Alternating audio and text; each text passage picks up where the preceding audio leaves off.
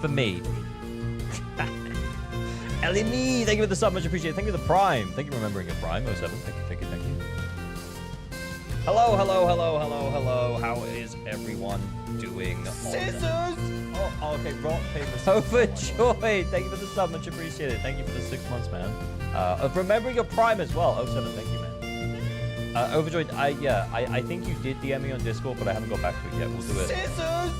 Okay, rock, paper, scissors. Like next stream, which will probably be Tuesday. But I will go back to you as soon as there's a record of that. Cheap, thank you for the sub for the 16 months. 07, thank you, thank you, thank you. Oh my god, I feel like all I'm doing is I go live and I just thank people for like 5 minutes straight. But thank you for the 16 months. 07, thank you for remembering your prime.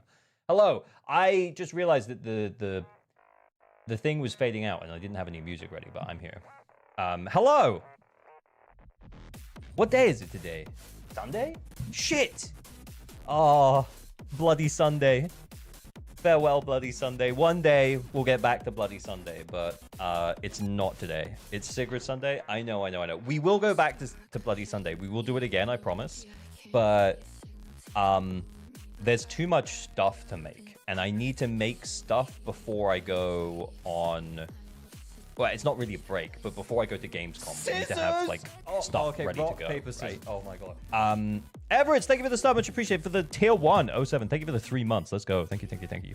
Hello, YouTube chat as well. Hello, Levia. Hello, Bumsy. So, hello, Santia. Hello, Daniel. Hello, 54. Hello, One Noose.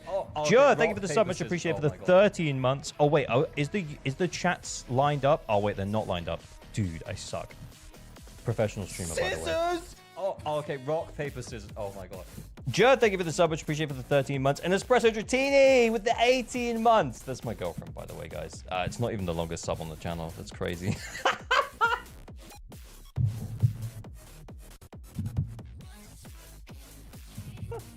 Still based. Still based. As I've said in the past, I'm new. How do I get you to roast my account? We do raffles via the Discord, but we do have content first.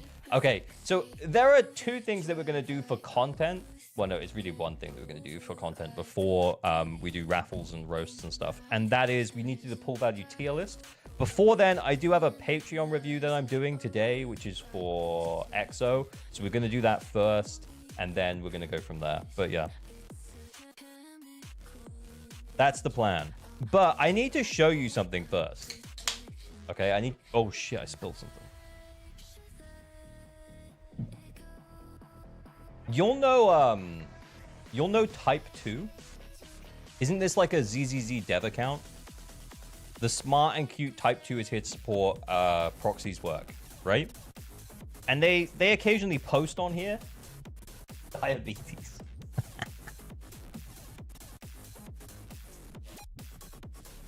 But they occasionally post on here. And I don't know if you've seen it, but they posted this. And it's basically, it's a bunch of cosplayers. So happy birthday, ZZZ, and see you guys soon. Bye-bye.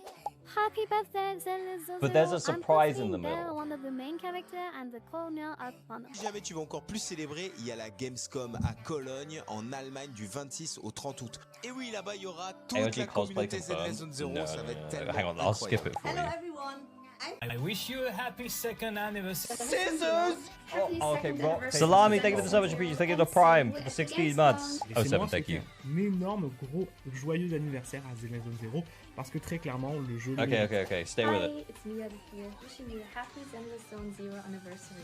Average.gamer here, and I just want to say a happy anniversary to Zenless Zone Zero. It's crazy to think how much the game has developed over the last 2 years, and I couldn't be more excited for the future of Zenless Zone Zero. Happy birthday! They cut me! They cut me so much! Bring back the pretty girls! I know. No offense, I'd rather see more cosplayers. Who's that handsome devil? Thanks. You didn't wear Idari cosplay? What did you expect exactly? But yeah, I'm there, I guess. So just like behind the scenes, they asked me to record like a 30-second thing. That user was really good, by the way. But they asked me to record like a 30-second thing that they could put in like a happy anniversary message. And this is like the people who are organizing the event for Gamescom. And I was like, yeah, sure. And I put something in there about like a message to the G1 to the devs to ask for G1 swimsuit. And they cut it. They cut me out, man. They cut me out. I know it would have been so good.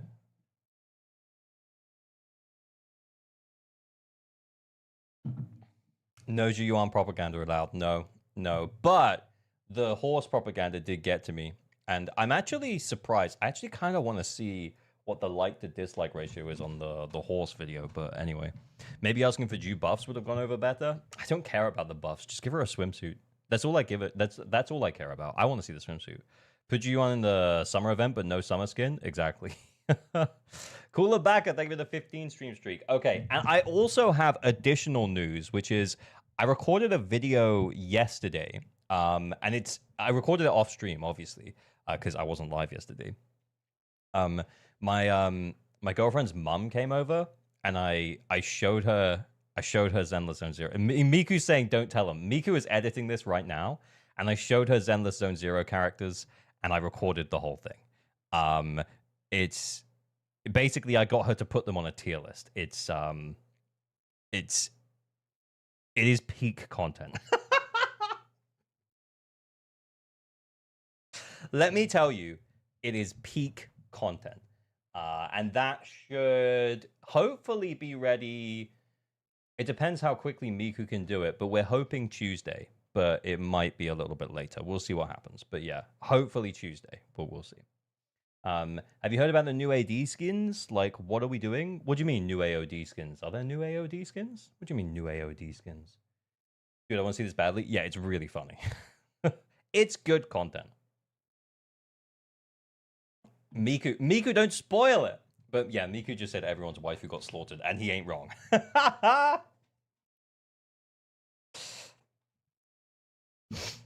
AOG, I was wondering, are you getting free poly with the U7 buy sponsor? You pull like crazy. I do occasionally get free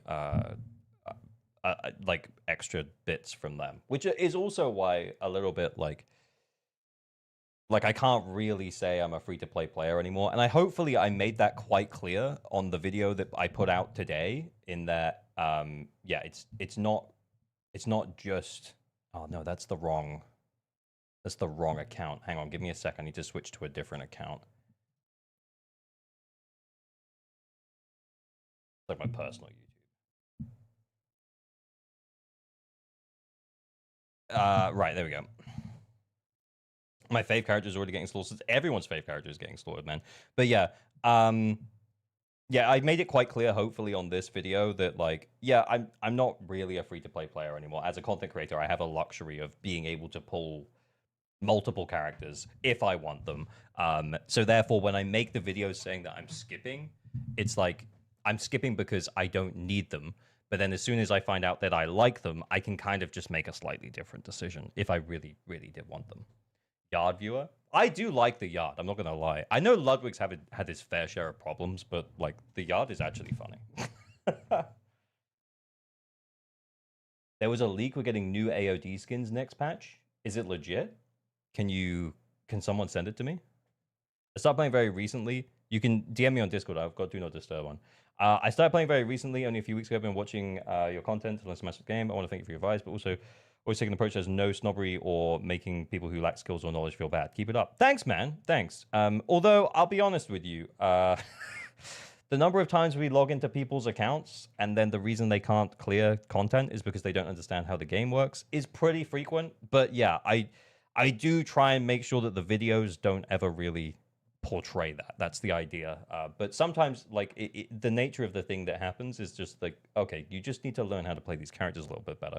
But mostly, even on streams, I will try my best to explain things to be like, okay, here's what you're doing wrong and here's how you do it right.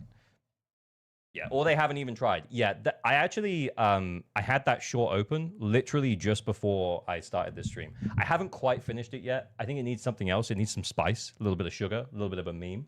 But yeah, I watched your manual chain video like 8 times. I don't get it. I'm too unk. I mean, you only need it for some characters.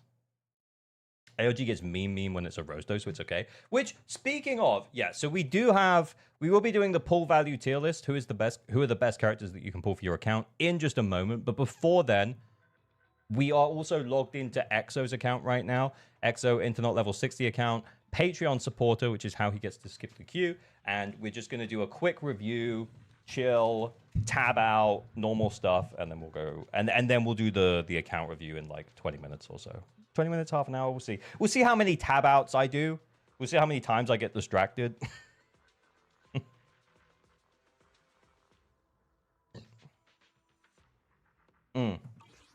Mostly tab outs. Mostly tab outs. God, I have to say, this skin is something. I have to say, this skin is something. So, what are we doing? She's oiled. She do be oiled, boys. She do be oiled. Anyway.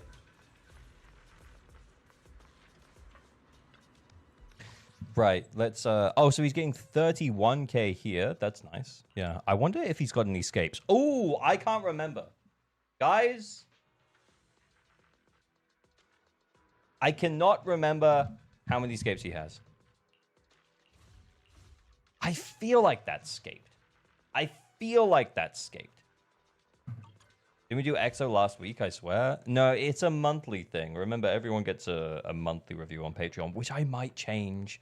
Because I was thinking about this the other day. And I thought, if I had 100 Patreon members, which would be awesome, by the way. But if I had 100 Patreon members, and not every Patreon member cashes in their account review. Some people do it just to support. But not every Patreon member cashes it in, right? Or they wait until they actually need help with something. Or something along those lines. And that's fine as well. But, like, if we had 100, I would have to do 3.3 account reviews per day. And it would be too much. So I might have to drop it back from doing them every month to you can request one once every 2 or 3 months. I'll have to think about it. I don't know.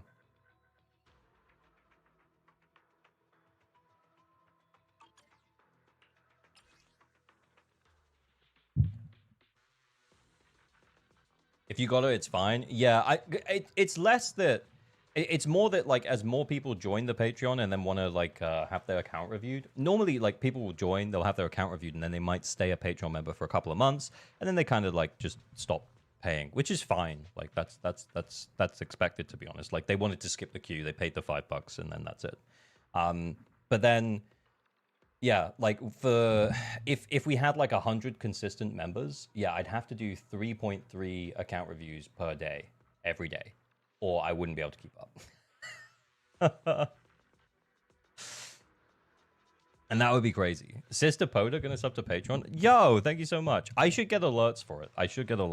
But anyway, where were we? So we're getting 147k on our DA, 37k here in the middle on the Shungus team. And then we're getting 45k over here on the Priest. Yeah, once every 3 months should be good. Yeah, I think maybe that's what we'll drop it back to. I don't know. I'll have to rewrite the rules.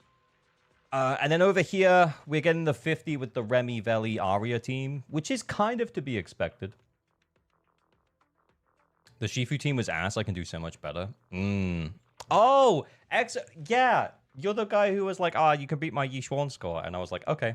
And then I did. Yeah, okay. Well, maybe I'll try and beat your Yishuan score again, because we're here anyway. Getting almost 40k with the Shungus team in the middle, and then 44k at the bottom with the Miyabi Nangong Yuzaha team.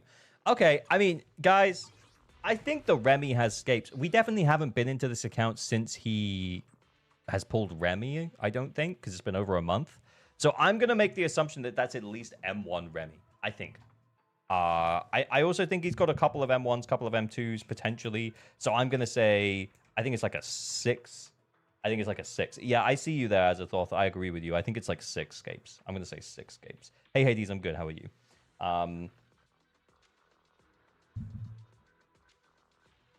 Hey, Volprex, thank you for the follow. Okay, put your bets in now. How many escapes do you think there are on the account? If it's not in by now, it's not counted. Okay, right, let's see. Do you remember when we first No penis. No penis for me. Yo, Volprex, thank you for the prime. Much appreciated. Thank you for remembering to send your prime. 07, thank you. Okay, we've got an M2 Remiel. M2 Remiel. So we're already off to a 2. 2 out of 6. Sorry, I need to turn my fan on. It's flipping hot.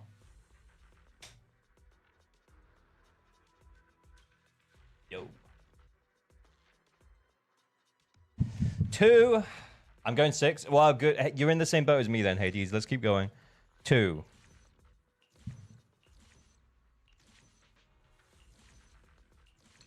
3.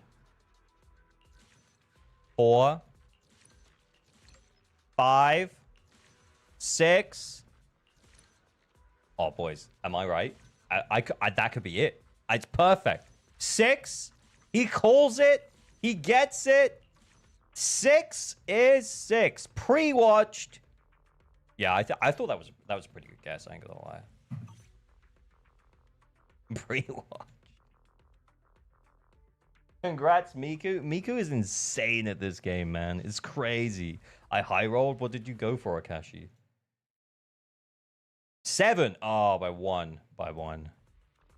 So close. Scissors! Oh, okay. Rock. The only one that randomly guesses the winner. There you go, Hades. Microwave Sushi, thank you for the sub. Much appreciated. For the 9 months. Child support payout. That's a pregnancy, bro. Been watching on YouTube and I remembered I had it. Keep up the good work. Thanks, Volprex. Much appreciated, dude. Thank you, thank you, thank you.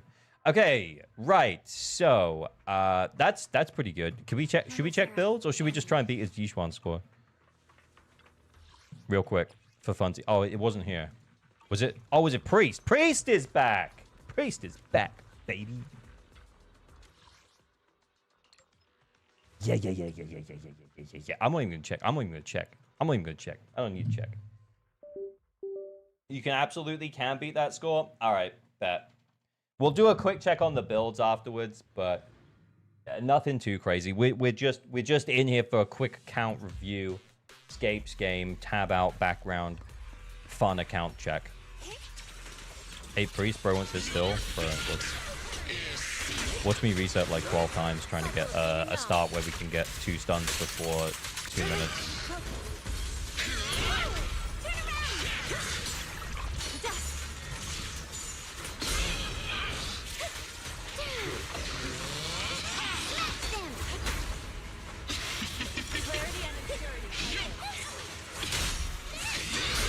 One more.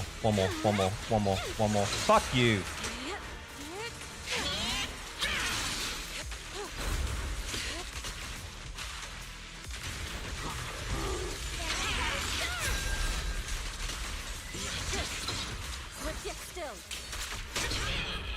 What's the time? 220? That's not full stunnable, I don't think. Maybe. Nah, I don't think that's 4 stuns. I think if this was my account right now, I would just reset.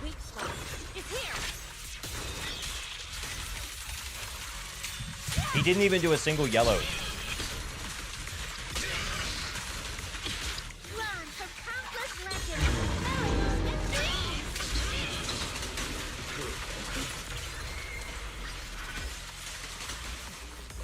Oh shit.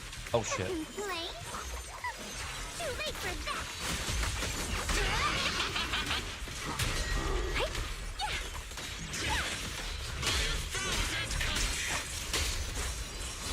Fuck, I missed one.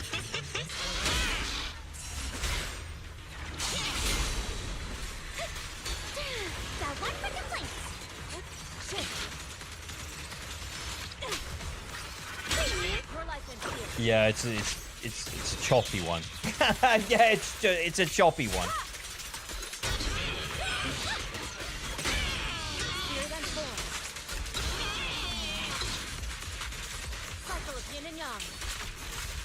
Wait, when did we do Lucia buff? Fuck, if I didn't do this now, we wouldn't get the pause.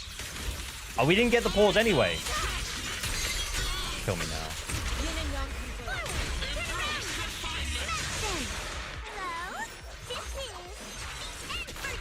Is it loud, by the way? Is it loud? I'm trying to watch the levels.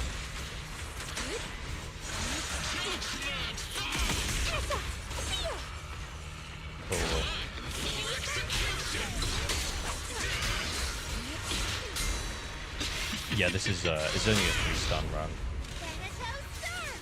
It's fine, it can be a 3-stun run.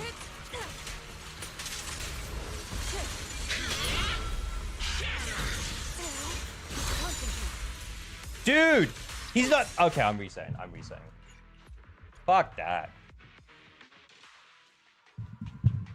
Keep it like it. I like it when Priest yells at me. Whoa, whoa, whoa, whoa. It's not that kind of stream.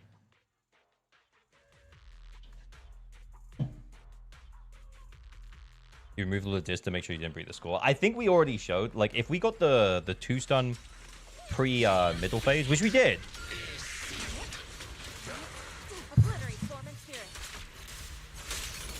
You might be pleasantly surprised by running your Sigrid and Bruno into this. I might be.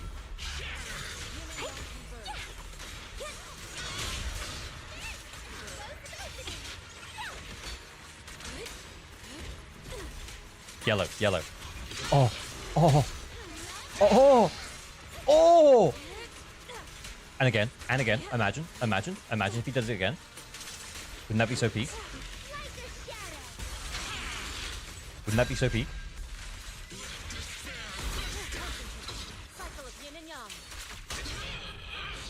What time?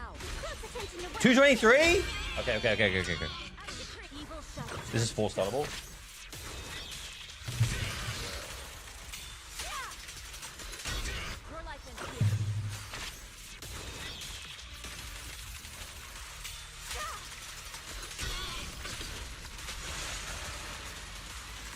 I'm out of steam.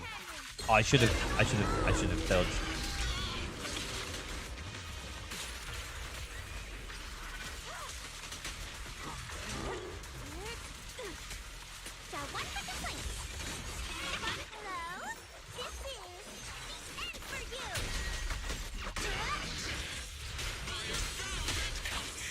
Miss one. Fuck. Silent. Nice. Boom. Boom. Boom. Sit still. It's almost time. This won't take much. The weak spot is here.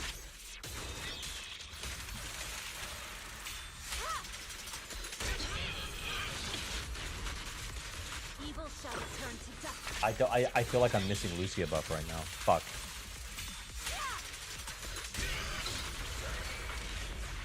But not the actual buff, but like the moonlit buff, you know?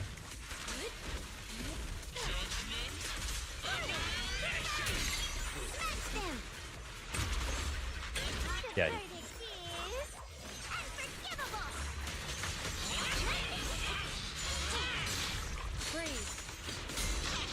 Yellow me, yellow me, yellow me, yellow me, yellow me, yellow me! It's yellow time, baby! Yellow now! Miss one.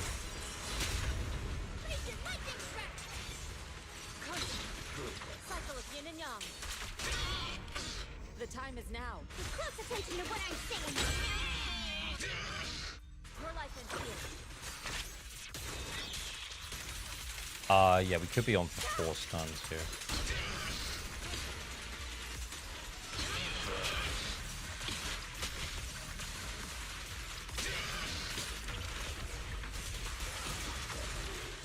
Fuck you! Oh my god.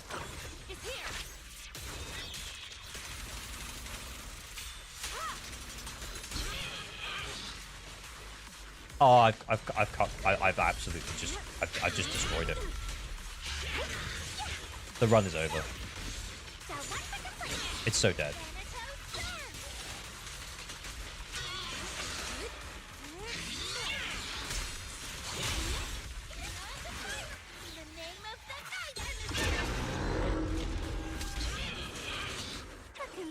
You beat the score, my guy? Thank you, thank you. But we want to get both the Yishuan ults if we can.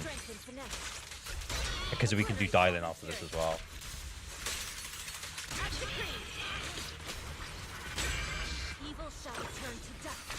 We don't finish the 4th stun. So yeah, it's not we could be a lot better.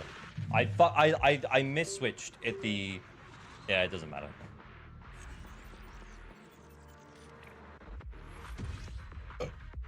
$55K? 56 maybe. Thanks for doing these pull tier lists. Looking forward to watching the YouTube video later. Try and decide between Grammy or use her. That's fair. This month is my anniversary. Let's fucking go. No penis for me. Sister Poda, thank you for the sub. Much appreciated for the tier 1. Let's go. What investment is that team? I think it's an M1 Yishuan. I mean, that team, like, genuinely, as an M1 Yishuan, M1 Lucia, I think they all have SIGs. Does Dylan have SIG? We didn't have energy problems. She's either has SIG or it's like a well-built one with Steam Oven. Yeah, she has SIG. How can I build critical node level 4? I'm stumped. It depends on your account investment level. If you're still like an early player, you will expect to get like stonewalled occasionally. It's just, the game is a marathon, not a sprint. You need to take your time with it. You'll get there. When do we like to see a Miyabi rerun? I did think it could be next patch, but it does look like they might be going for Promea as opposed to Miyabi, which makes sense because they want to sell Promea before eventually we get a new Remiel best in slot, so we shall see. This game, can you tell me how you cancelled Lucia ult and switched to the other character that fast? It's called manual chain. And you should watch my video on it. There's a video on it on my channel. If you go to my channel, you search for manual chain, you will find a video that's like 10 minutes long that explains how it works and why you should do it and when you should do it.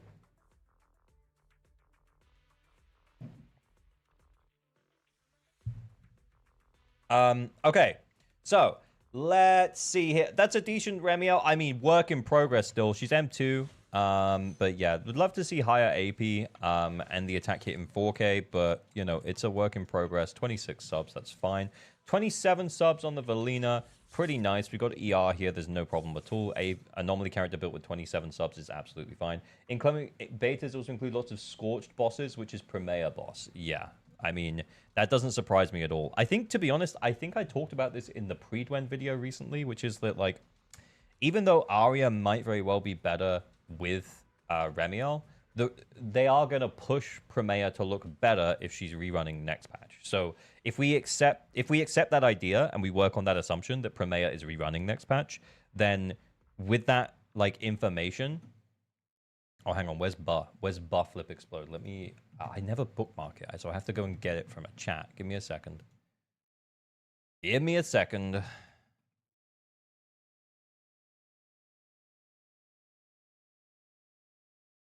I have it. Has Bob been updated?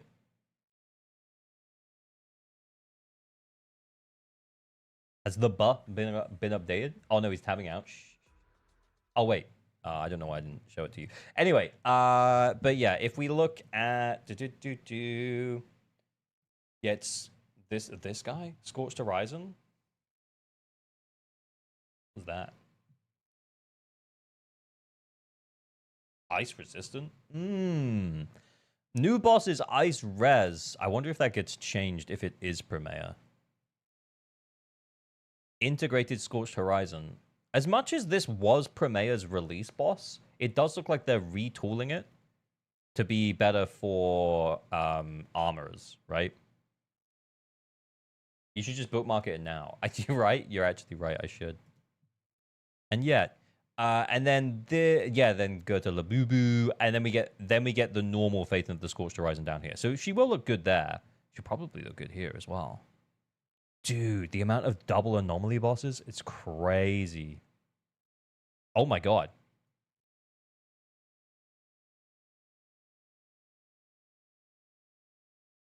Reduces crit damage. Wait. Okay, this is an anti-anomaly boss.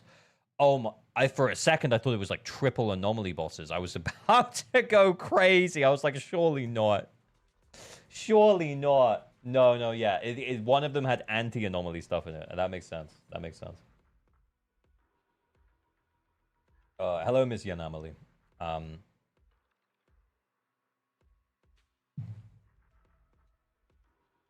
Anomaly damage reduced. Yeah, exactly. Anyway, yeah, Arya, 427 on the AP. Yeah, it's good. She's good. 25 subs. 15 sub on the Sona. Yep, with the engine, with the ER. That's nice. 26. It's a little low. You could probably get more. HP. You can manage that with full buff up time. It depends. I actually switched my Zhao today Because I was doing the middle stage on Shiyu, and I was like, I just need to have an Ether Veil faster. So if I just switch this to ER, even I was at 28k HP, so it took me to like 26.9, and I was like, I just need this to happen. Like I need the Ether Veil to come back faster. I need you to EX faster so I can Ether Veil faster.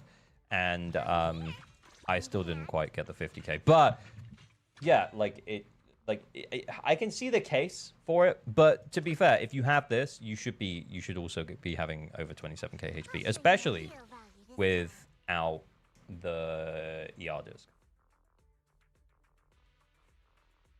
Considering you caved, I have a horse question. What are the pros and cons on the different drive sets that people are running on her? Well, people are saying that Hormone Punk is the best, but the problem is that like Hormone Punk suffers with the fact that you can't track its uptime. So you can just ignore it. Wait. We have no Hormone Punk? We literally don't have a single Hormone Punk disc. Did I click it on? We didn't even have an accidental Hormone Punk. Wait. Yeah, you got to keep more discs. You got to keep more discs, man. But yeah, there's nothing wrong with that. You can also just gamble. And you can just not think about it. If you're going to run the boss fight like 3 times anyway, chances are in one of those runs you'll have the uptime for it anyway. I think my problem with Hormone Punk on Sigrid is that it feels much less consistent. Because you could end up being in a position where you don't realize it's not up for a stun window, and then you're like questioning why your score is so different at the end. Do you know what I mean? And it's like you didn't really do anything different. And unlike a character like Hugo, like on Hugo, you can just not switch on until you don't want the buff to activate. But with Sigrid, it's quick swap, quick swap, quick swap, quick swap, quick swap. You want to build stack out of stun and in stun. Like, it just doesn't really work for her. Hormone Punk is only good if you super sweat. I switched to Dawn's Bloom yesterday and went from 43 to 49k, which is 10% more damage dealt in hard mode. Yeah, that doesn't surprise me, Overcommon. That doesn't surprise me. I think Dawn's Bloom is the way. I think like when people calculate for it, I wanted to show Dawn's Bloom. I guess I can just show it from here.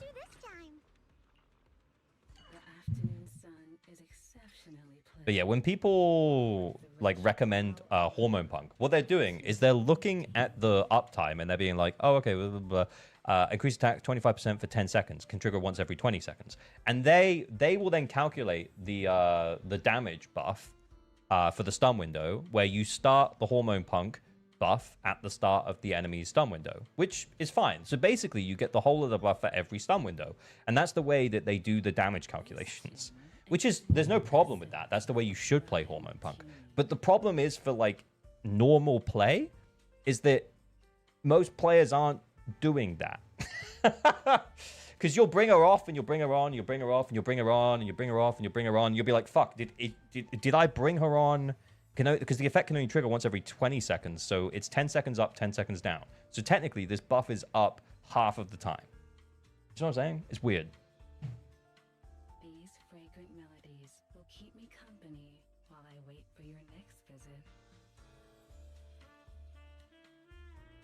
Yeah, it sounds like a nightmare. Yeah, it's not really even a night. It's just like you have to be super sweaty, either super sweaty and tracking it, which is super sweaty. And in order to track it and do that effectively, you might need an on-screen, like, if I was doing that, I would put like an on-screen counter on it. There was this really sweaty guy who did like I can't remember what character it was, but he had an on-screen counter for Hormone Punk, and it was like a run. And it was like, dude, that is so sweaty. I think Kete made a video about it, and he did an account review for him, and then he watched the run, and he was like, dude, that is the sweatiest play I've ever seen.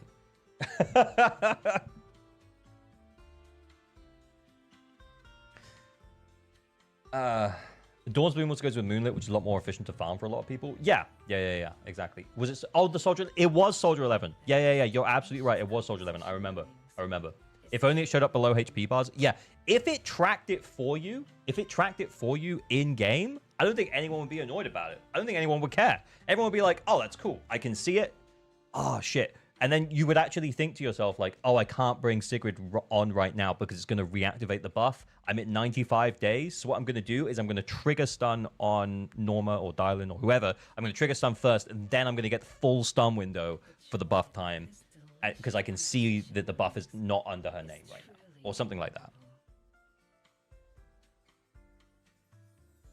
But anyway, I guess, yeah, and that's what I'm saying is that, like, yeah, Hormone Punk will calculate really well, but it assumes that you have full buff uptime for every stun window, which is just not always going to be true. So yeah, most players probably better on Dawn's Bloom.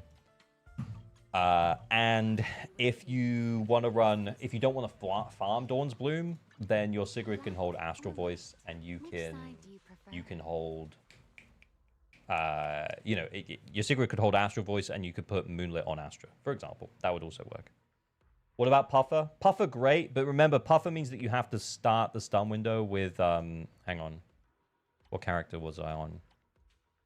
It doesn't matter. Let's just find a Puffer disc. Wait. No Puffers? Do I have to do it again? That's crazy. Bro, he got to stop keeping more discs. Anyway, yeah, you have to start the stun window with an ult. So this is why people recommend Puffer when running with Dylan. Because with Dylan, you can control that your ultimate is always at the start of the stun window. Because you can do the Dylan chain to ult conversion with her, right? So you do the Dylan chain to ult conversion right at the start of the stun window for Sigrid. And then Sigrid gets the free ultimate. And then she gets the entirety of this buff for the stun window, which is attack by 15% for 12 seconds, which again is worse than Hormone Punk. Like, that is a whole 10% less attack than Hormone Punk, if we recall.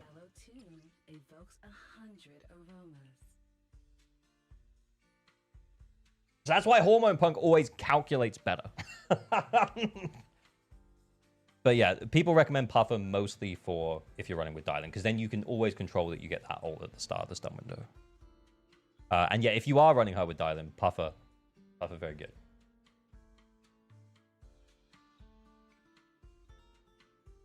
Way easier to track though. I guess that's straight off. Exactly. Yeah. That this delicious composition brings is truly remarkable. You know the disk drive shop is also in the disk menu top right. What do you mean? What do you mean the disk drive shop? I'll be waiting for your next visit. What, up here? That's where we'll get. Is there a faster way to get there?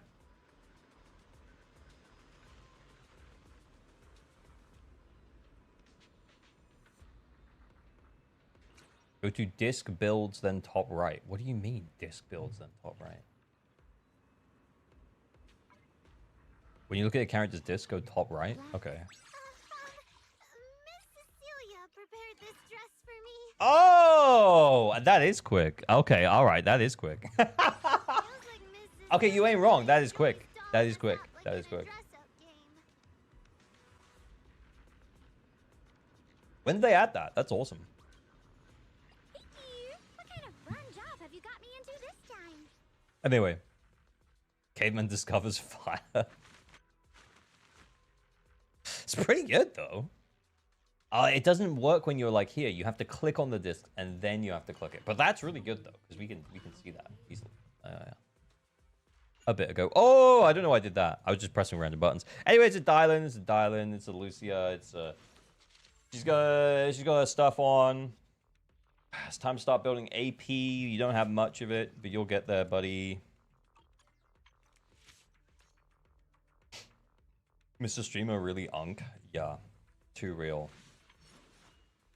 M0 Shungus, M1 Yishwan, M1 Astra. No Sig. 37 subs on the Meebs. Is being proxy level 53 after 104 hours good? Sure, man. It depends. Are you having fun? I wouldn't. I literally don't know how long I've played the game for, and I couldn't tell you how long it took me to hit Internet level 53. And honestly, you shouldn't care how many hours you played for and what Internet level you are. Like, it shouldn't matter. It really shouldn't matter. Like, don't Don't play the game to make progress. Play the game to have fun. I'm not sure you're thinking about it the right way.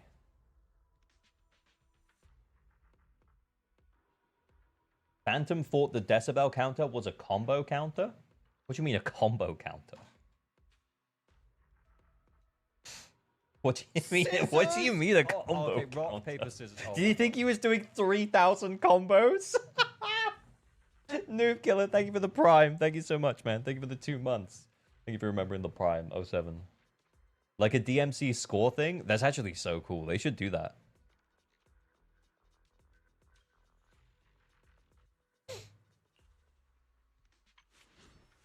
Oh, wow. No impact? I guess you abandoned her. I guess we abandoned her too. Wow.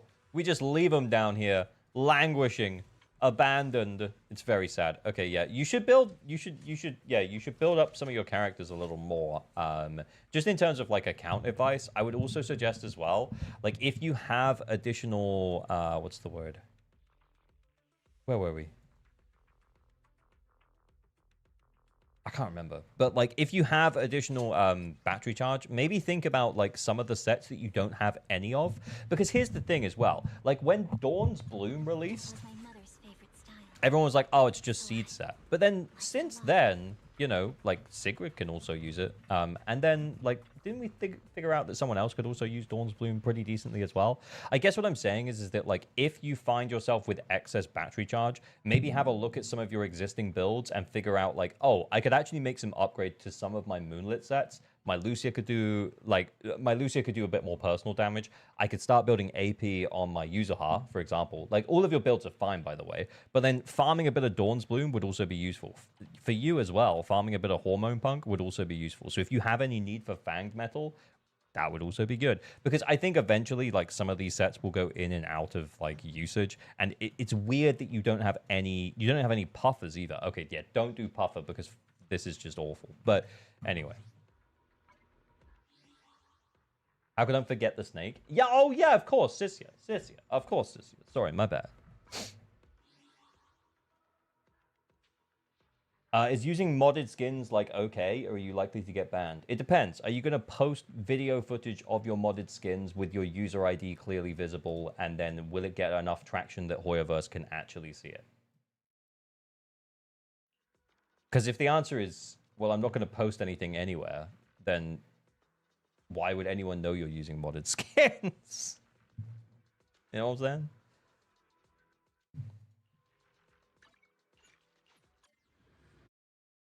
Does the code for U7 buy Hoof now? No, it's still Grape, bro.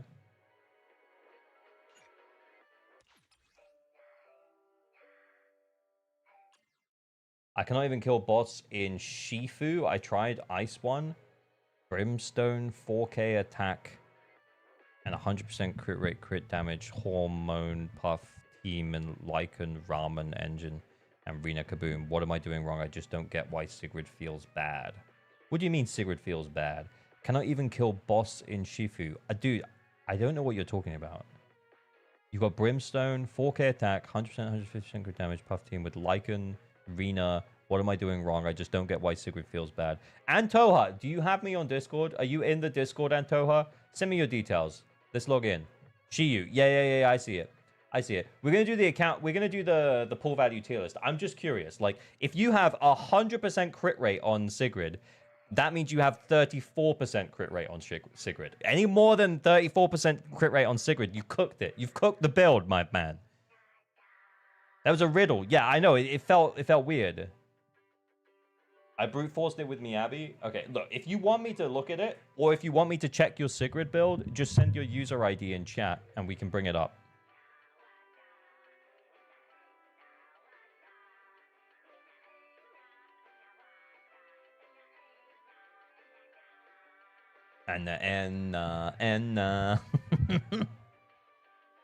Skin mods generally fly under Hoya's radar. If someone's using them and actively promoting the use of them, they'll intervene. Yeah. Infinite ult or god modes and stuff. Yeah, because then they can't sell stuff. Yeah. Antoha, yeah, send the user ID in chat. Make sure Sigrid's on your profile for your characters. We'll check build. I'm pretty sure if you're saying 100% crit, I think you might have overcooked there, buddy. Hey, Traffic, how's it going? Charity Helpo? Yeah, if he's actually got 100% crit rate on screen, if we are so cooked. We are so cooked.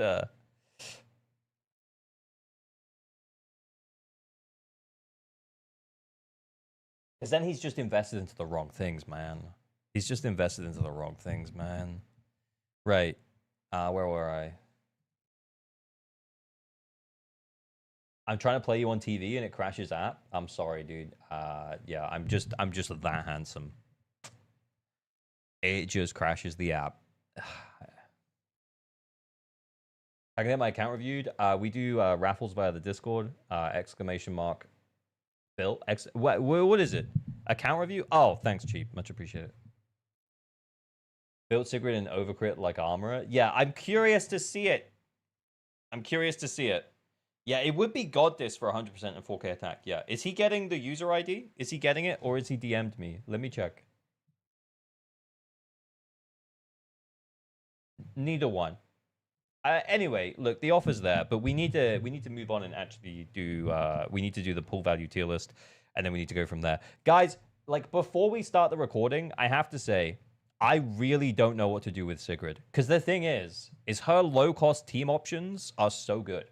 Her low-cost team options, without the buff in Deadly Assault, means that she's still putting up like similar numbers to she's putting up similar numbers to Ye Shunguang. And Ye Shunguang can only use like 3 characters. Like, her low-cost team options are flipping insane. But the problem is that, like, I've been burned by ice DPSs before. And I don't want to say, like, oh, she's T0, everyone should pull the horse. Because realistically, like, we've played these games before. Is this with no Sig? It would be, yeah. And on the Brimstone, she's still insane. To be fair, Shungus is still pretty good on Brimstone as well. But, like, yeah, the entirety of her attack string is just basic attacks.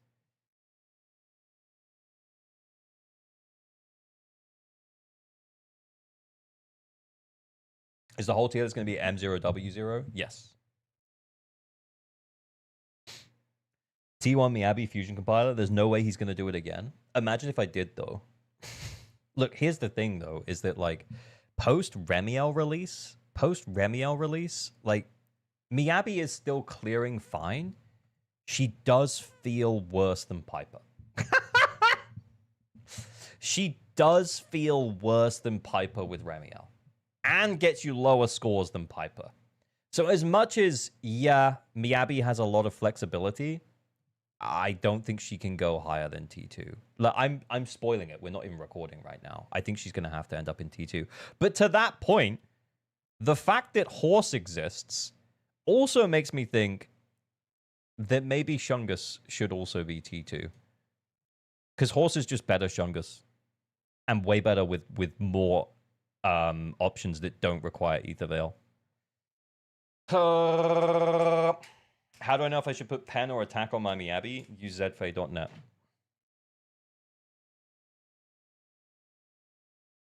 Miku, look away. And remember, Neko is like insane now. Oh, that's so true as well. I actually do think Shungus is T2. I genuinely think Shungus might be T2. Yishuan's fucking T2. Shit! All of the Void Hunters are T2.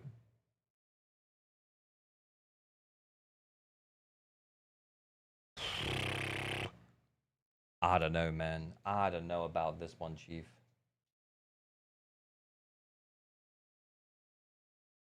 Why is Hans full high? It's weird. I had to add the horse on because it wasn't on the list already. So I just uploaded what I had on my PC. She's not on the same level as Miyabi. Come on now. Yeah, her flexibility is so much worse, Miku. I'm sorry, guy. Like, yeah, like from a... Okay. Like, we're not even recording right now. We're just yapping. But, like, for these two together, like, Shungus can pretty much brute force anything, but she needs her teammates. And as we get further and further away from 2.5, 2.5 being free Zhao, we have to start making like assumptions that people don't have Zhao for free. Which means that if you pull Shungus, you have to pull either Suna or Zhao. Like, full stop. I mean, you could get away with Dylan. Suna, Zhao, you can maybe just get away with Dylan. But, like, that's it. Like, that's the only option she has. Whereas with Miyabi, like, she's not as tied to that. I mean, fuck, people can still clear with Lycan and Sukaku if the boss is freezable. And if it's not, then you can clear with, like a bunch of different Yuzuha teams, and you can replace Yuzuha with Astra as well, and you can put like any anomaly character here, like Bernice, Vivian, whatever. Then she also like massively benefits from Nangong, which means that if you have Nangong, I mean, you don't even need Yuzuha. If those two were together, you could literally just shove Lucy there. You're fine. Like the flexibility that Miyabi has and means that you're going to clear. I think they end up in the same tier. Can I play Ye Guang without Suna, but with Dylan and Zhao? Yeah, absolutely. Yeah.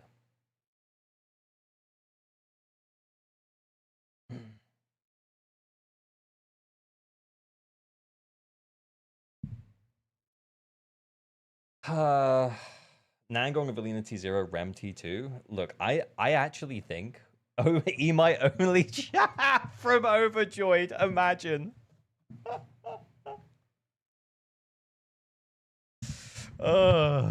Emo only? Are we emo only right now? That's so funny. We can, yeah, that was funny. Good meme. I loved it.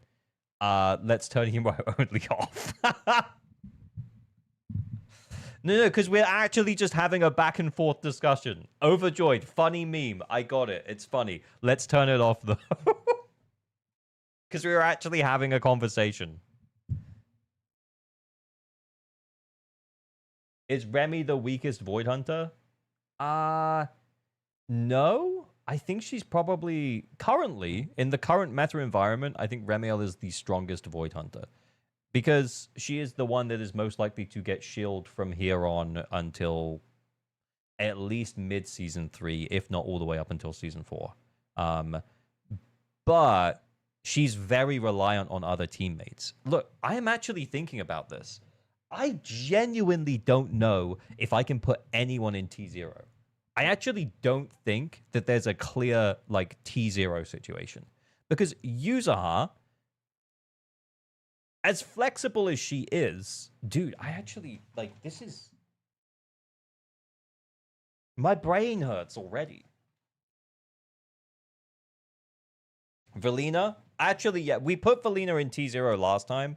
Genuinely, I think Valina still goes in T0. She's the only wind anomaly agent and will likely be the only wind anomaly agent for some time. The Sigrid guy sent you deets? Really? Are we doing that now? Are we actually doing that now?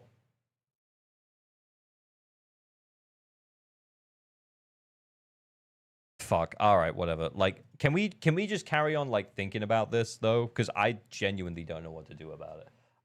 I don't think anyone goes in T0. I think T1 will be like Remiel. T0 will be Valina maybe, and that's it. I don't think we can put Yuzuha there with Remiel now existing. Remiel is just better than her for double anomaly teams.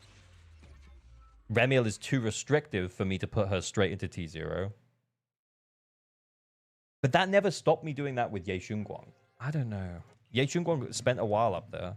But then when Ye Guang was up there, everyone got free Zhao. Do you know what I mean? It made sense for Ye Guang to be up there because everyone got free Zhao. What servers do you play on? And what's the... give you a verification code. Check your email, please, buddy. And what servers do you play on?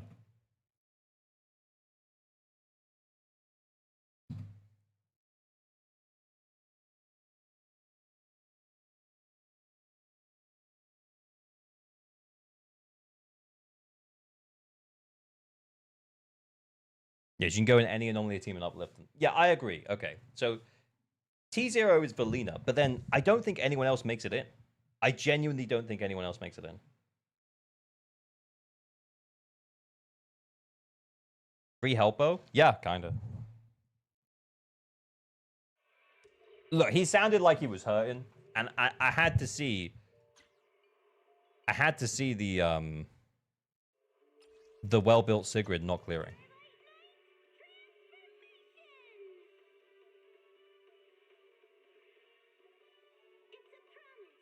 Stunner T0? No. If this is a debate, do we time out? Probably, yeah. If we log in and he's just like fine, then yeah. Remy plays with literally anyone but Meebs. That's not true. Because you can't run an extra support. Like, it just doesn't happen. Like, you have to run 2 anomaly agents. And what 2 anomaly agents are you going to run? Like, from a free-to-play perspective, it's what? Like, Piper Grace? Like, if you have nothing else, like, you can't build a team around her unless you're pulling other limited units. That's the point. Grace Piper, that clears. Yeah, I know, but that's, like, the only team. That's it. That's it. Show the horse. Yeah, fuck it. Let's see the horse. Hey, always Awaiting your orders. Actually seems fine, by the way. Oh, that's a problem. This is my duty. He doesn't have the buff up.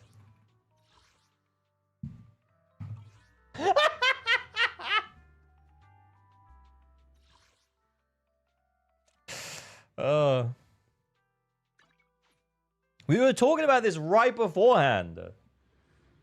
Yeah, we just talked about it. Yeah, we just talked about it. It's like why Hormone Punk will feel worse.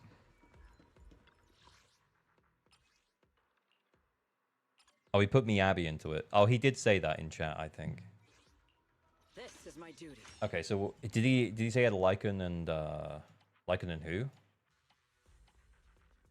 We got Jufufu. Got an Astra. Ooh, we really harmonize.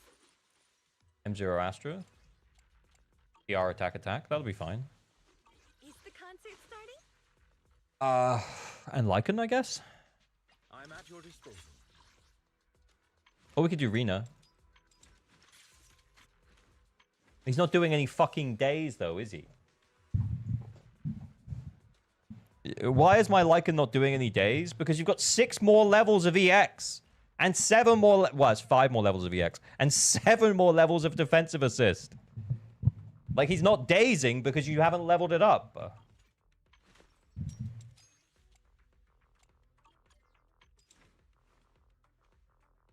I shall follow your orders. How's the arena? 1, 2, yes, all accounted Okay. for.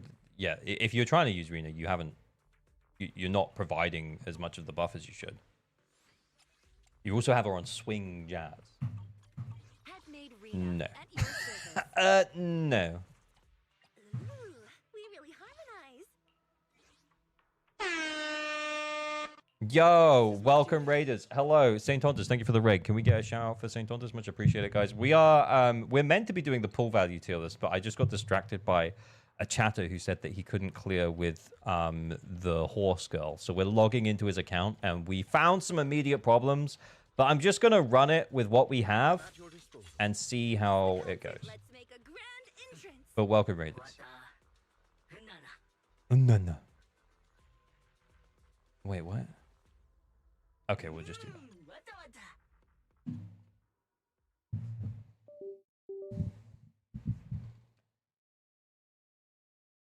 King of the Summit or Aftershock set on Trigger? What do you mean? Why would you put the Aftershock set on her? What are we talking about? What are we talking about? Let my song move everyone. My controller disconnected?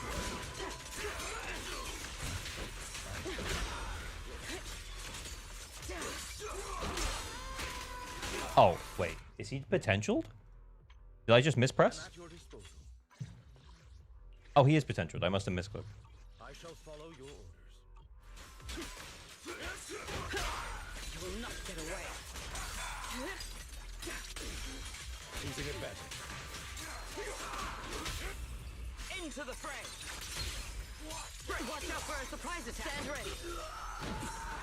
It is over.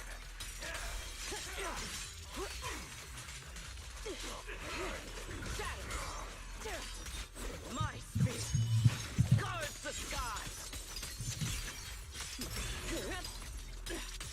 One strike. Free. So we're not getting any additional buffs from that hormone punk now. Offensive stance.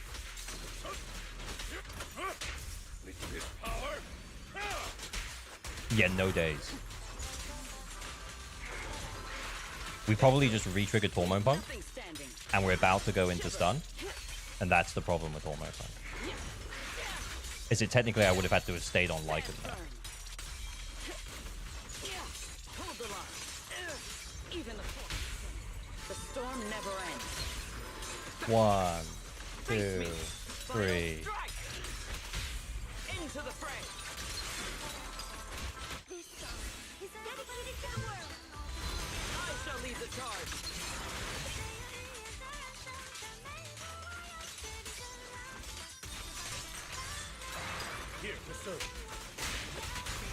Yeah, you need to level up the days on Lycan if you want to use it. This is the problem. Oh no, not like this! Not like this! All my strength. It's you, so we just send.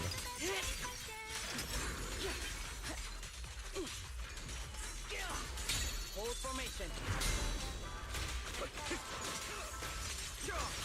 Defend the line. Shatter. I'll fight your throat out. He said he couldn't clear. Winter approaches. We've already cleared. Gala, it is over. I shall lead the charge.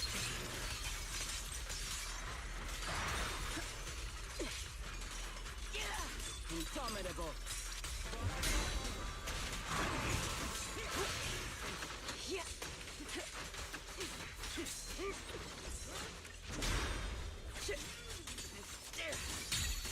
Know your place.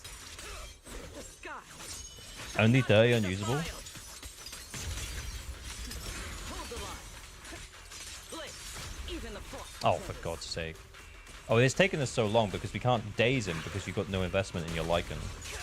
Leave nothing standing. Victory.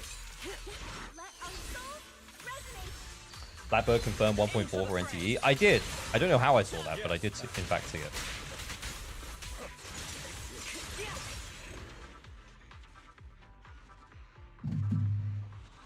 Yeah, throw on Dawnsplit for comparison. Yeah, if he has a set, I will just throw it on. And the problem is that, like, you saw how long we spent on her in the stun windows, and we were able to do that because, like, we had a bunch of resource for that, like, for that first stun window, I think, that we went into the boss. We had a bunch of resources. We had, like, 2 EXs, we had an ult, so we could stay on her for so long. But the Hormone Punk buff is only 10 seconds. So even in an ideal world, when, like... yeah, it just ain't it. And the Lycan is dead. Yeah, the Lycan is dead. You need skill investment, or else you're not giving her what she deserves. But just for comparison's sake, do we have Dawn's Bloom? Ooh, 1. Well, that's going to give us too much crit.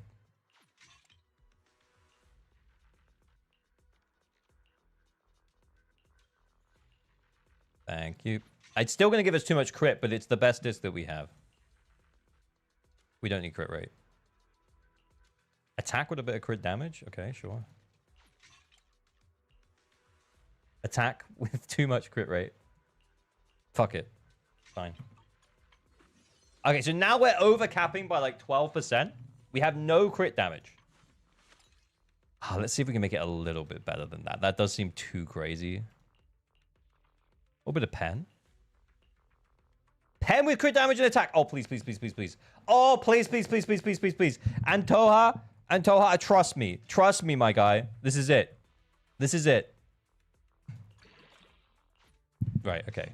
That's actually +2/+2, baby. Let's fucking go. Okay. This is my duty. We're still overcapping on crit rate by like 8%. We just run it back. Was that crit rate or crit damage 4? It was attack 4th.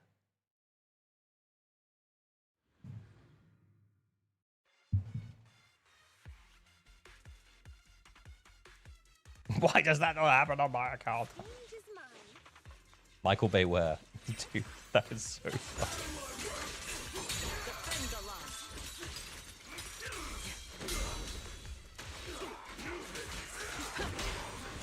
I'm trying to keep them together, that's why I delayed it. Dude, can you guys please just stay the fuck together?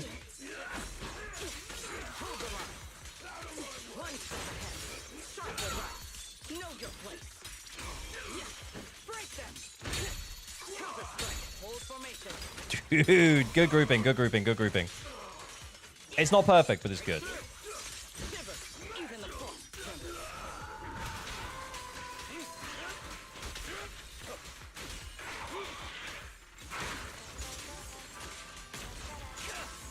Leave nothing standing.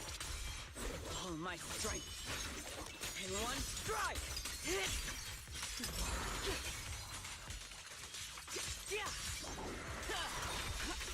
Victory.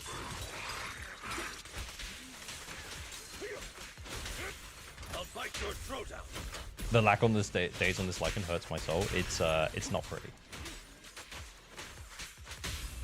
I don't know why I did that. Oh, I was preparing for the thing. With one strike, I shall lead the charge. My soul is with you. Into the fray. Beautiful. Yes, No days! God, I love no days. Dude, where's the dodge? I lost a stack. Break through their ranks. My spear guards the sky.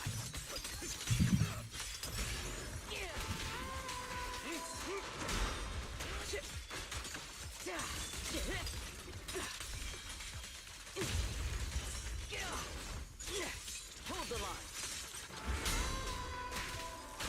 Dude, it's not even dazing. eliminate any obstacle.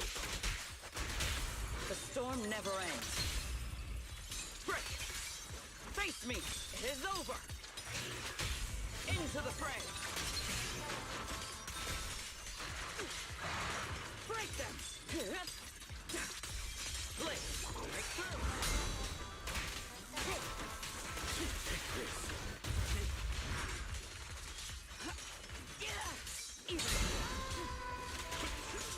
Indomitable. Wait, what? Where the fuck am I? What's he doing? Oh, there he goes. What did we get last time? Was it 31? I don't think we're gonna get there. The sky shall not be Yeah, it feels worse.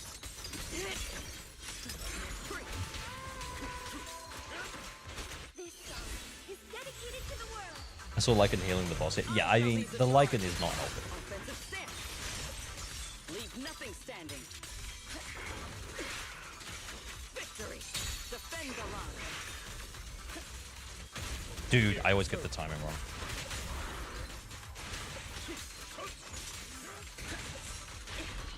I tried to do the dodge and it didn't take it. Okay. I'd rather rely on the luck of the hormone timings, Lamau. Yeah, I mean, look, we threw together the Dawn's Bloom. Woohoo! That's an ass. Look, we threw together the Dawn's Bloom. We have, what, 27 subs, and 3 or 4 of them are just wasted crit rate subs. So we basically dropped, what was it, like 31 subs down to, what was it? Awaiting your orders. 29, but like 4 of these are like wasted, right? Because we're over critting by 8%. Yeah, by 8%.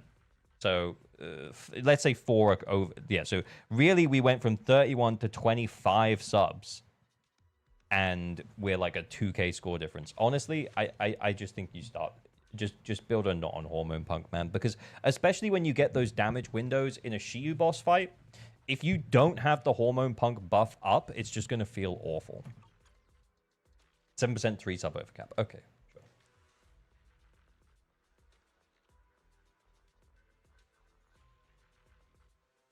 Wipeout tier list when, bro? Sigrid's wipeouts are next level good. And fix the Lycan. Yeah, I think if because he had the, was it Miyabi Yuzaha Sukaku team, and he was scoring higher. It's like, okay, well, yeah, but if the Lycan was actually doing days on his defensive assists, on his EX, and on his ultimate, like, I mean, I think we'd be feeling a little bit differently, you know?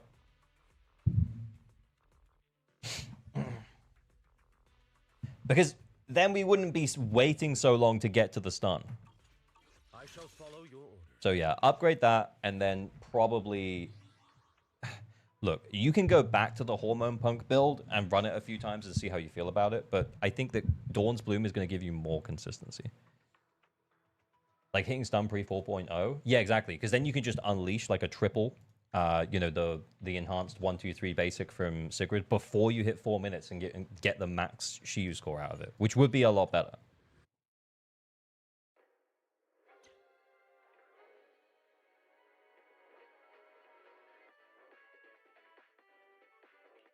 I had to scrap what I had saved to build it. Yeah, it is what it is, man.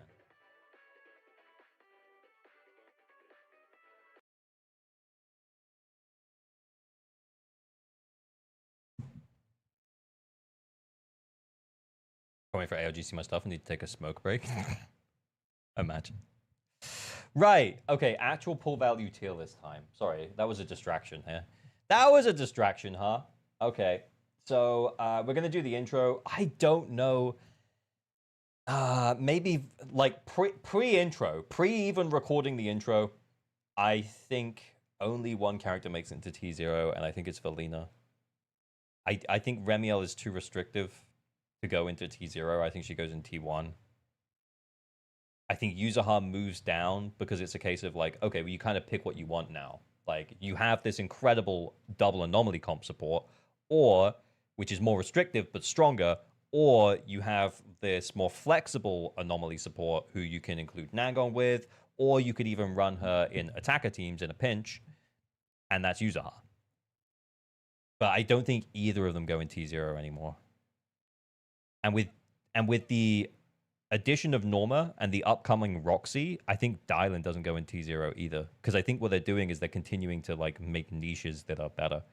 That make niched down stunners that are better than Dylan in some circumstances. So that's what's going to continue to happen, which means that Dylan isn't always as good. But the fact that right now Yuzaha and Dylan are available and we're still saying they are great pulls, that's not a bad thing. Like, if you're newer to the game and you don't have them, yeah, sure, it's worthwhile considering. Do I think that over time you might regret them?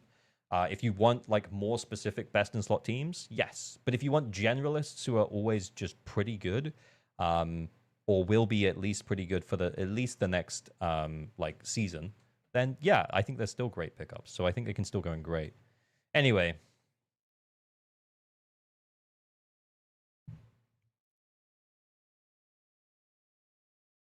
Yeah, with more options being added, Dylan not being T0 makes sense. Yeah, I think that's the thing. The generalist supremacy, yeah, that's fine for you to like prefer the generalist option, but I think it means that we can't put them in T0.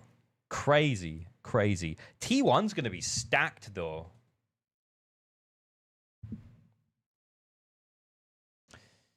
Okay, it's time to record the pull value tier list. Let's start the recording. I put it off for like an hour of stream.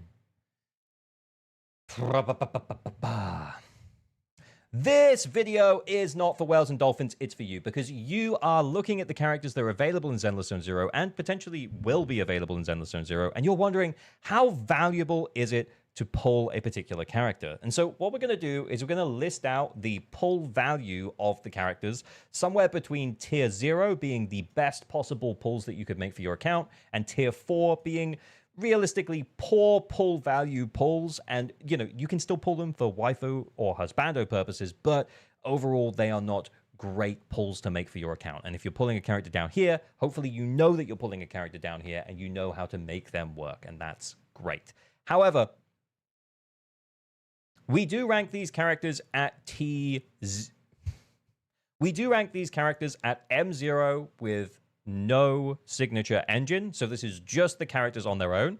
As we go through the list, I will talk about the characters and who are like maybe particularly signature engine reliant, and whether or not that would mean that they would potentially move up a tier if they had their signature engine. And we'll do that as we go. But as we actually tier them, we tier them at M0, W0. So using either a standard S rank or a rank engine that is pretty good on them. And if they have good options there, then you might very well see some characters slightly higher up the list than some others who have less good A rank or standard S rank options.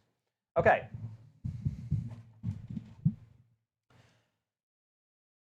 Intro done. Let's get into it. Dude, where do I even start, man? Fa. It's been so long. Now let's add some music. No, we'll leave the music off. It makes it easier for the edit. Astra T1 or T2? That is a great question. Okay, let's start with the very first character in the game, Ellen. Ellen has had 2 buffs since release, and her position on this tier list hasn't changed for the last few patches. I'm sorry, it's maybe not that exciting of a start, but Ellen is a pretty cool character overall, but very much a character that you kind of have to work around to make her work. I think the addition of a new ice DPS in Sigrid kind of only makes Ellen feel a little bit worse in comparison. However, I will say at the same time, the buffs that we're seeing that are more designed for Sigrid are meaning that older Ellen teams are actually clearing relatively comfortably. However, it is not necessarily as a result of Ellen. It's more a result of like the meta Sigrid shill that probably won't even last that long, let's be honest about it, that is affecting that situation. And yeah, for this reason, there's much better options in the ice DPS slot. There are also, and that's basically all there is to say about Ellen. It's Ellen Jova. It is Ellen Jova. It is indeed Ellen Jova. But anyway, okay, let's go. Next character. Okay, let's do something interesting that we already talked about before we got here. Okay, let's do Dylan. And the reason that I'm going to put Dylan where I'm going to put her is not because I still don't think that she's the best stunner in the game. I do think she's the best stunner in the game, and I think that will probably remain true for a little while.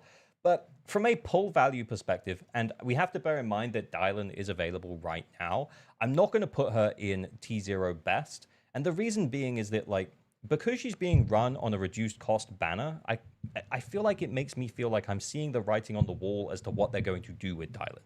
We've already had Norma, who is better than Dylan in some circumstances, and we've already had, and we're about to get Roxy, who will likely be better than Dylan in some circumstances. And I think for that reason, I have to put Dylan here in T1 great. I think what's going to happen over time is we're likely to see Dylan become a more generalist stunner and not necessarily like the excelling stunner that she currently is.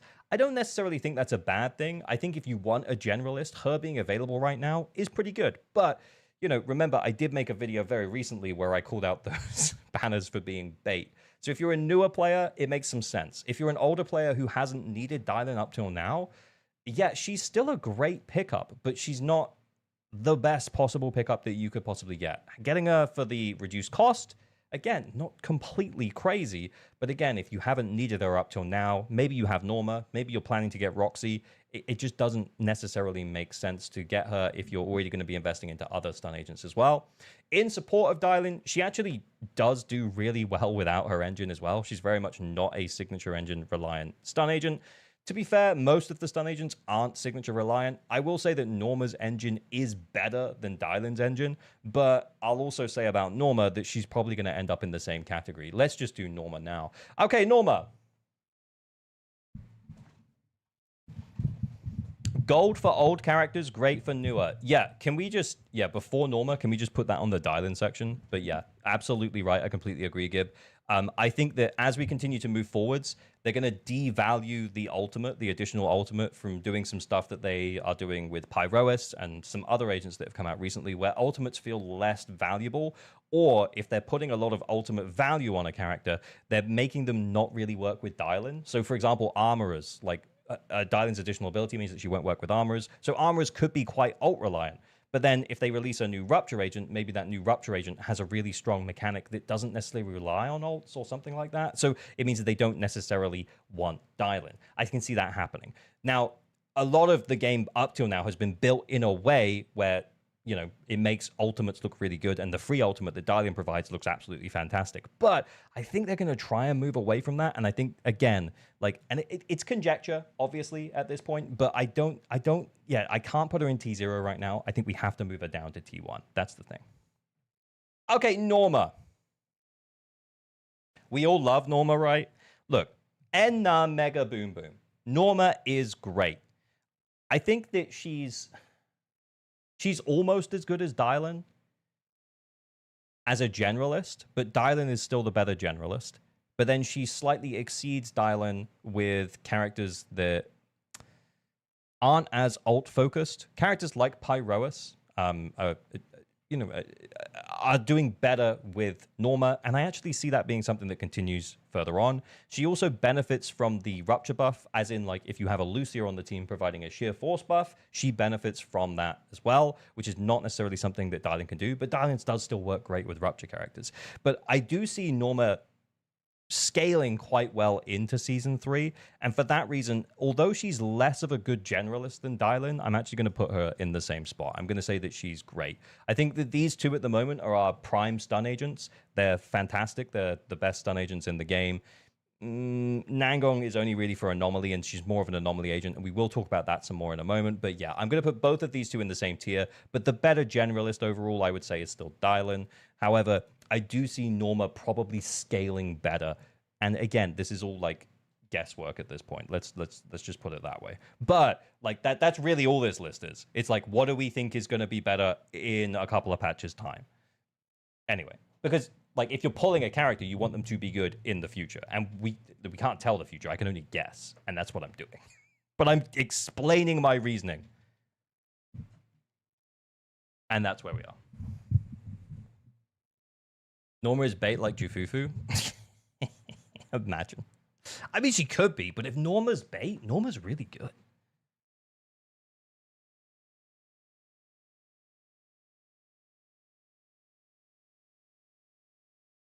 Anyway, I just like to take a minute sometimes between the phases. Okay, can we do another easy one? I just want to get another easy one out the way. Hugo.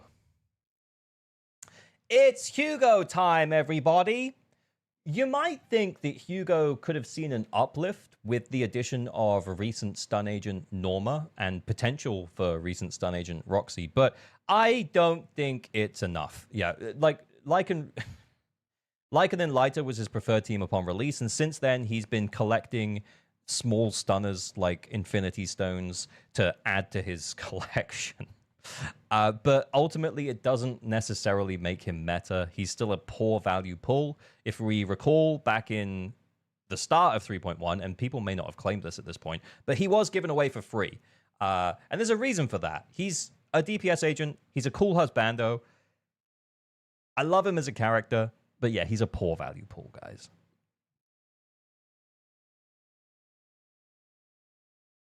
Hear me out. M2, Hugo, and Dylan. I mean, I don't think I need to hear you out. That just sounds amazing.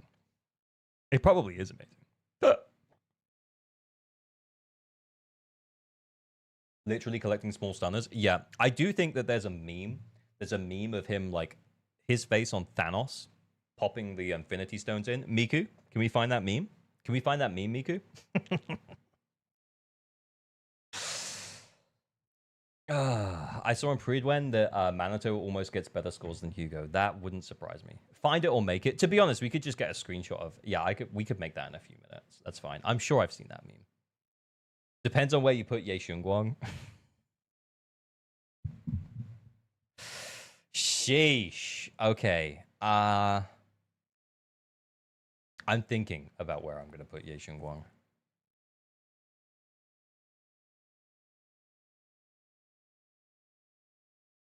There's so many characters here, man. I don't know. Let's do Seed. Let's not do Ye Guang yet.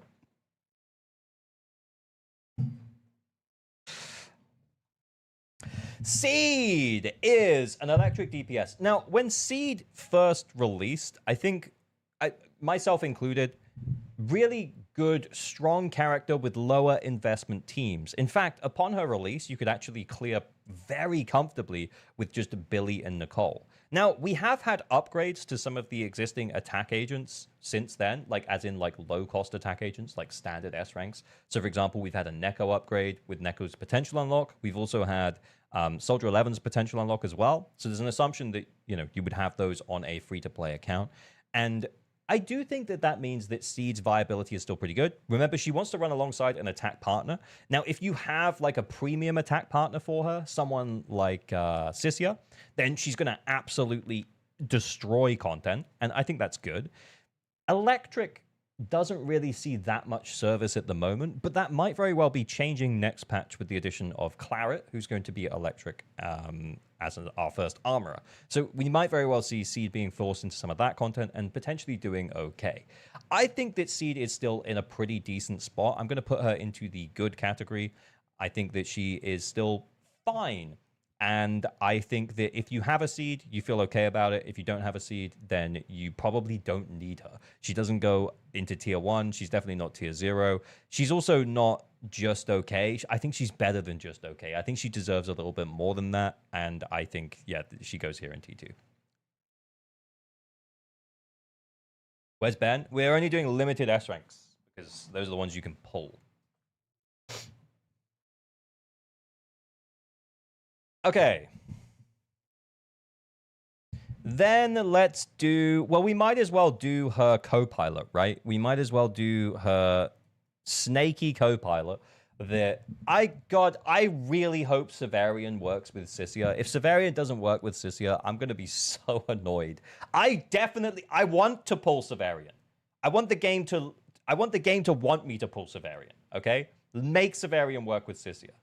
Okay, I love Sissia. I think she's actually great as an electric DPS hypercarry. I kind of think that she's maybe the best electric DPS hypercarry, even at M0. She doesn't feel overly SIG reliant. I don't think that she, and Predwen, I think following feedback from the last time that I talked about it, they did have the partner tag on her for Seed, but they've since removed it because her hypercarry performance is actually just really good. I'd argue better than Sambi in very similar teams. So, anyway, look, she's great. She's a really good DPS, I would say. I'm going to put her in T2.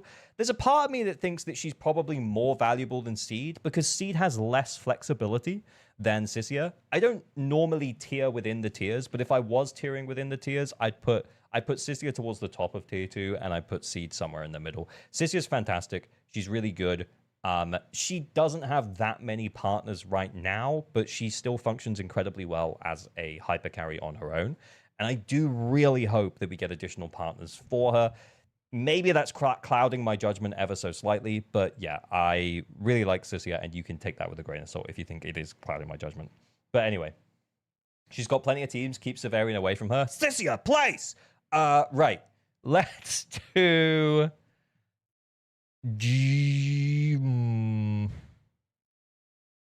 I don't know. Yeah.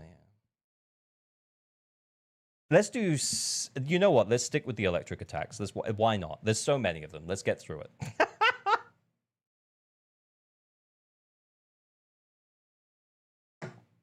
So I think that Sambi, as cool as Sambi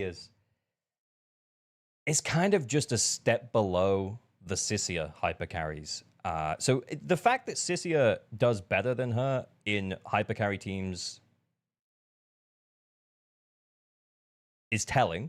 And then on top of that, in order for Sambi to do well or match like Sissia performance, we kind of need like her very specific team, which would be like Orphe Trigger or potentially Orphe Astra. So I can't, in good consciousness, put Sambi anywhere other than T3. Look, there's a reason why she was given away for free. She's not a poor value pick. She's just kind of worse than the other electric attackers, and I think that's kind of clear. Okay. Haramasa, currently available in the second half of 3.1. And I think the reason being that people want to pull for him. I think there's been like vocal people who are very like pro Haru and they want to, you know, like pull for a Haru. And I think we've been given that opportunity instead of being just like given him for free. Because I think there's a lot of husbando enjoyers. And realistically, he was our first husbando. That doesn't really change where we're going to put him. He is a poor value pickup. I think if you picked him up on the rerun banner, I mean, he was definitely the most bait of the three, for sure. But I think you know where you're supposed to be using him, and you have a plan for how you're supposed to be using him. He's not terrible. And in fact, at good levels of play, you know, like if you're good with Haramasa, you're going to be putting out very similar numbers to Sambi, especially if you don't have Sambi's like proper premium team and you're running them with, let's say, like a Trigger Astra or something like that.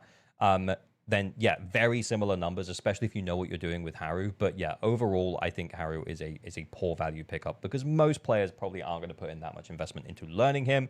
For the average player, let's say, put him down here in poor. Okay.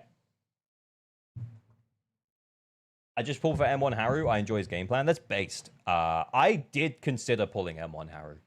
I'm still kind of considering pulling M1 Haru, but we also need to see what's happening next patch. And that's okay. Do the rat next? I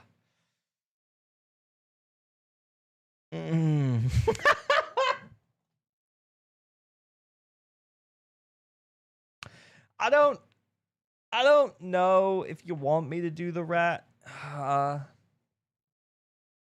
Look, the rat was given away for free. I think last time around, I ended up putting her in T3. Because we were kind of hopeful that a situation would occur where Remiel makes her look much better than she has been, because she works really well in double anomaly compositions. That's also true. However, the problem I have with Jane is that at M0, without her signature engine, even post her potential unlock, there is a better physical DPS, even for Remiel teams, for who's anomaly, which is Alice. And then there's a pretty much the same DPS, which you can get as an M6 A rank. And you can also, at this point in the game, you can change which A rank you want in your pool, and you can put Piper in there and guarantee the fact that you're going to get an M6 Piper pretty early on. M6 Piper is very similar to M0 Jane. I think the reason why Jane, and people will consider Jane better, is because of the availability of Jane. A lot of players pulled Jane early on. Maybe they left, maybe they came back, whatever. Then there was a spending event where you could have got tickets to get an extra copy of Jane. Then this patch, Jane was given away for free, and there was a spending event where you could have got tickets for Jane. So I think a lot of spenders, if you pulled M0 Jane and then you used all of those things for Jane, they're sitting on M3 Jane right now, which makes Jane look like the fucking god of anomaly. But realistically, she's not. And there's options that are similar, which is Piper, or better, which is Alice. So I kind of want to put her in T3, but I think I have to put her in T4.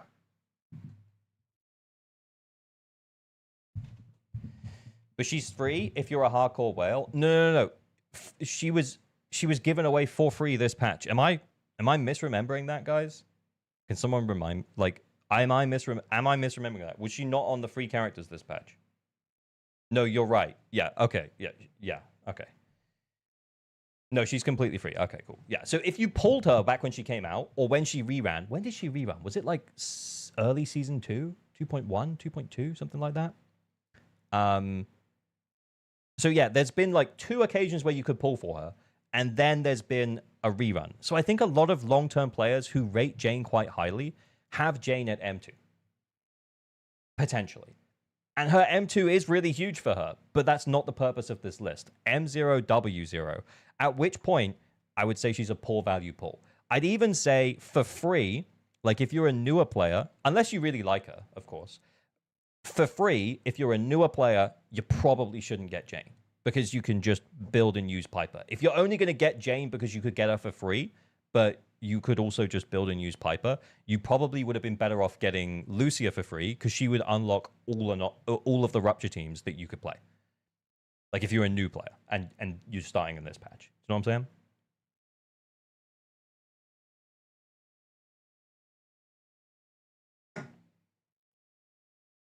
Yeah, potentials also don't do much for her. Yeah, I think the main purpose of her potential unlock was to make her work better with her signature engine.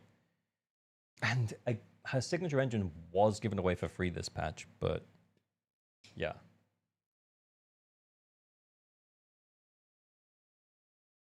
Speaking of Lucia,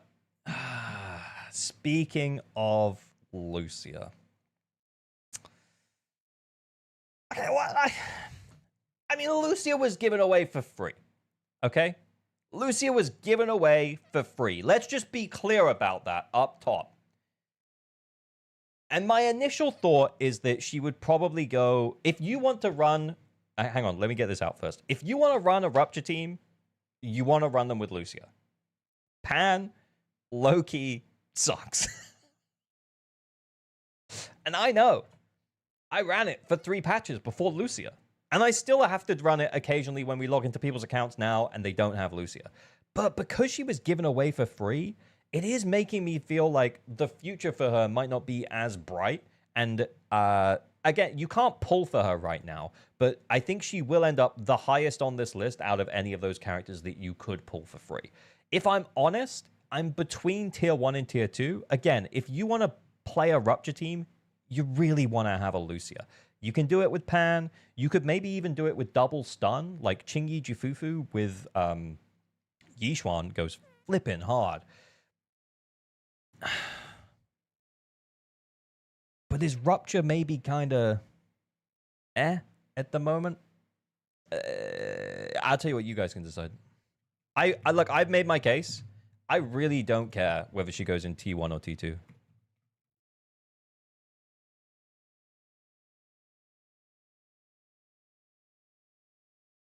It does not matter to me.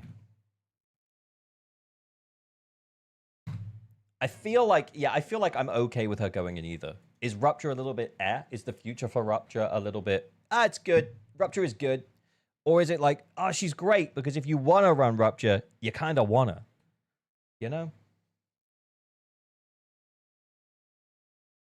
Is Rupture viable without Lucia? You can clear on Rupture teams with Pan. Absolutely, yeah. There will be absolutely... there will be 0 score chasing with Pan, though. You're getting the clear. That's it. And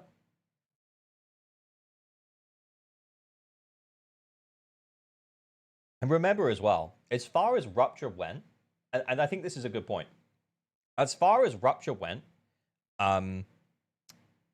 there was only 1 boss with increased defense in Deadly Assault. Whereas we have had many bosses with reduced defense to anti-Rupture.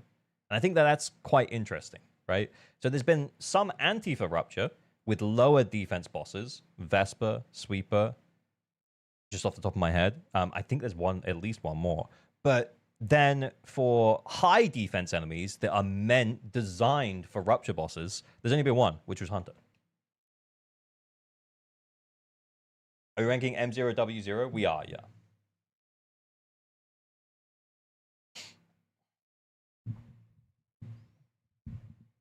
Why have so many people voted T1? She's not T1. Bro, that actually... Okay, it's T2. It's T2. It surprises me that it's close. I mean, again, like, who really cares? Okay, yeah, T2. That's fine with me. Yeah, the more I think about it, the more I think that Rupture... I kind of hope that Rupture makes a resurgence at some point, but surely they're going to keep selling us Rupture characters, right? Surely. Anyway... Juyuan. Do we even do the Lost Pool characters? Do we do the Lost Pool characters? They were added to the Lost Pool. They've been added to the Lost Pool for a reason. I think that, yeah, they were added to the Lost Pool. So who was the other one? Caesar and Yanagi. I think the only one that we could really make a case for being in T3 would be Yanagi. But she works okay with Remiel, but her anomaly build-up is just, it's not as fast as other anomaly characters, and for that reason, she feels a little bit lackluster there because you can't bring Remiel in as frequently as you can with pretty much any other anomaly character. Her anomaly build-up is too slow. You'd score better with Piper. The thing is, though, is that because she's in the loss pool, you could end up in a situation where someone loses a 50 to Yanagi, and then they have a Yanagi Piper team. And it's like, okay, well, if that's what you're going to put with Remiel, that's fine. You will still clear with that.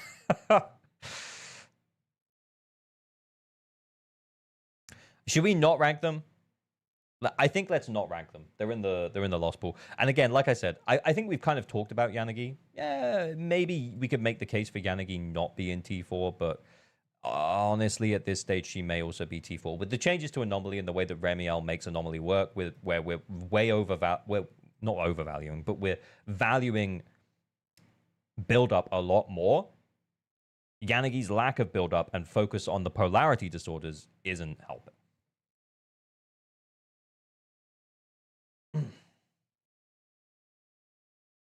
I have M1 Yanagi now after getting my M3 Remiel. And again, that's sort of like the point of like not ranking the lost pool characters, because at this stage, even now that they've only been in the lost pool for a little bit of time, I have an M1 Juyuan and an M1 Yanagi.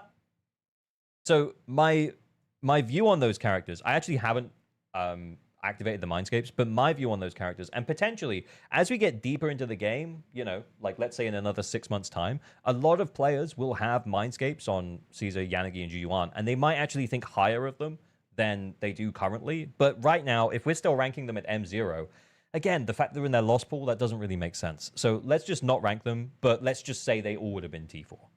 Okay. That's because you fold for every new waifu and lose the 50? Wow. Wow, really, Miku? Miku, is that video done? The video for Tuesday, is it done already? Do I need to tell you to get back in the basement?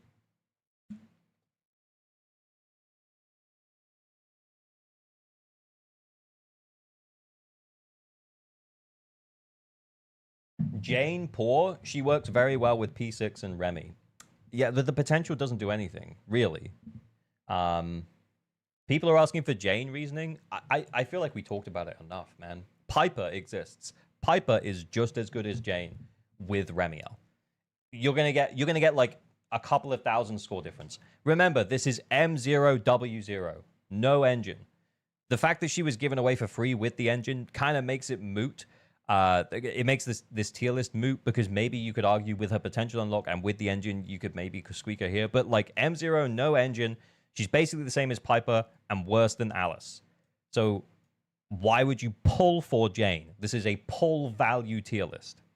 Why would you pull for Jane? Like I'm confused. Yeah, Piper has faster build-up. Exactly. Like, I don't know why people are confused that we're saying you shouldn't pull Jane. She was given away for free. You can get tickets in the spending event to get her from the shop. Look, that's a whale thing, but like the reason that she's there is because they know she sucks.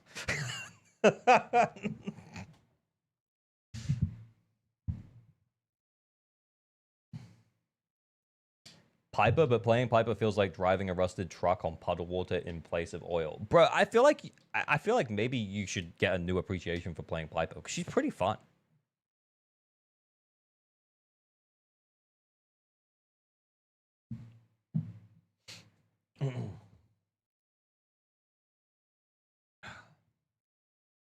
Couldn't the same statement be said for Bernice as well, then? Yeah, look, we can do Bernice. I think Bernice is in a better spot than Jane, though. I really do. I think that post-potential unlock Bernice didn't feel that different at the time. But that post-potential unlock made her focused on energy regen, and currently, she is the fastest limited S-rank anomaly agent at M0 for anomaly build-up. Like, the way that she builds up anomaly is like fucking no one else. Actually, maybe except for Valina. But yeah, Bernice builds up anomaly like crazy. You hold down the double EX, the double flamethrower. As long as you can give her enough energy, she's crazy. She actually goes so hard with Remiel. Look, I want to put her high on the list. I think that she's great. But the thing is that she's available in the shop. We're doing it M0, no Sig. She's really nice in that Remiel team. Like, Remiel plus, like, anyone else, she's very good with. Because she can function in both off-field and on-field roles. So she can function with Valina if Valina was doing, like, a more off-field role. She could also function with Promea if Promea wanted to take more of an on-field role. So you could EX and dip on Bernice. Just apply as much anomaly as you can. I kind of want to put her in T2. But I think she's actually T3. Because... like, I think currently from, like, this is not a power level tier list, by the way. But, like, I think from, like, a power level, she's probably about here. If we're looking at this as a power level tier list. But from a pull value, like, I think we have to say it's like, well, you know, she is still, what was it, like a 1 point, is it 1.2? 1.2 agent? It's a 1.2 agent. We've got a history of, like, anti-fire anomaly. We're also pretty likely to get a new Fire Anomaly Best in Slot DPS for Remiel. So if you, for example, you wanted to get Bernice, you could, because you could take part in the spending event, you could get 2 tickets and you could use them on Bernice. But that would not be advisable because at some point we are going to get a new Best in Slot for that Remiel Valina team. And I think that means that I can't, in good consciousness, put Bernice any higher than T3. Like I said, I think if it's a power tier list, I think she'd be there. But in terms of, like, maybe even T1, because she's kind of fantastic there. But for pull value, I think she's very likely to get replaced, and I wouldn't recommend getting her now. Yeah, I mean, you can't pull for her now, but, like, I definitely wouldn't recommend doing the spend event for her now. Let's put it that way.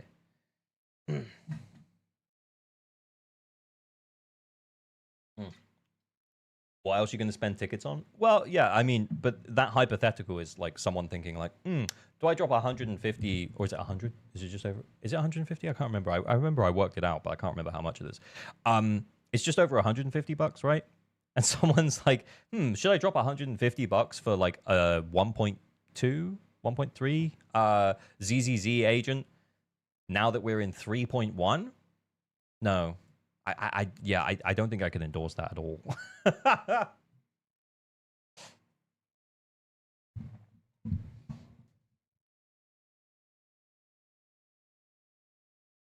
think it was around 155. Yeah. That's way too much. That's way too much. But Bernice is great waifu. Okay, yeah. We'll do a waifu tier list after this one, guys, okay? This is not what this is. That is not what this is, okay? It's not what it is. Let's do... While we're talking about Miyabi... no, wait. We're talking about anomaly characters. Is it time to do some more anomalies? No. Let's do Evelyn. Okay.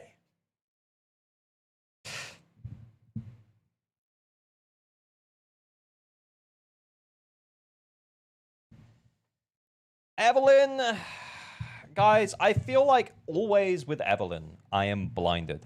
Because I think that she's great. I really love playing Evelyn. I have her at M0. I do have her Sig. Her Sig is very good. But in terms of recent upgrades, she works really well with Dylan. She works really, really well with Norma. And she still works very, very... And she still wants Astra in that support slot. I am not sure where I'm putting her. I think that she's still decent, but I can't say that she's good. I think I'm between these two. That's really sad. Where did she go? Yeah, she's not worse than Sambi. Remember, this isn't a power level tier list. It's a pull value tier list. Again, I don't think I can recommend Evelyn. I think it's... If Evelyn was rerunning right now, I'd be like, you know, only if you know exactly what you're doing with her. And you've already got her teammates.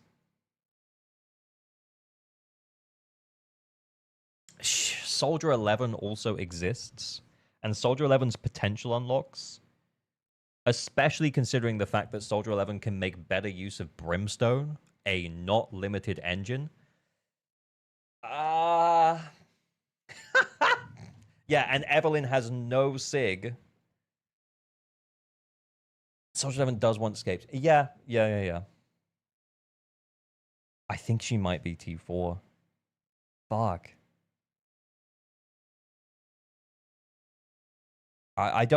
Guys, I don't want to do that. I don't want to do that, but I feel like it's where she goes. The more I think about it, the more I think about the options that you have available to you. I think it's weird that we haven't really had fire DPS upscale. I mean, Bamway, kinda. But I think Bamway's a whole separate thing. We'll talk about that later. But yeah, I don't think she's a recommendable pull. I think for the most part, Soldier 11 with her potential unlock and the fact that Soldier 11 can make better use of Brimstone than Evelyn, because it's kind of made for her. And the way that HP is creeping up and very little fire content. I think we had Pompey like a patch ago. I think she ends up in T4. Yeah, Eve might go no matter what. Look, I agree. I play Evelyn all the time. I love playing Evelyn. But yeah, I think she has to go in the poor value pool. Yeah, attack to attack agent, her base stats are low. Yeah, also true. She's a 1.5 DPS, and we're now in 3.1, and we're having new attacker DPSs release. And they are just better. They are just better. Anyway. Norma did help her. Yeah, Norma did help her. Norma also helped Soldier 11. Soldier 11 also really wants Norma.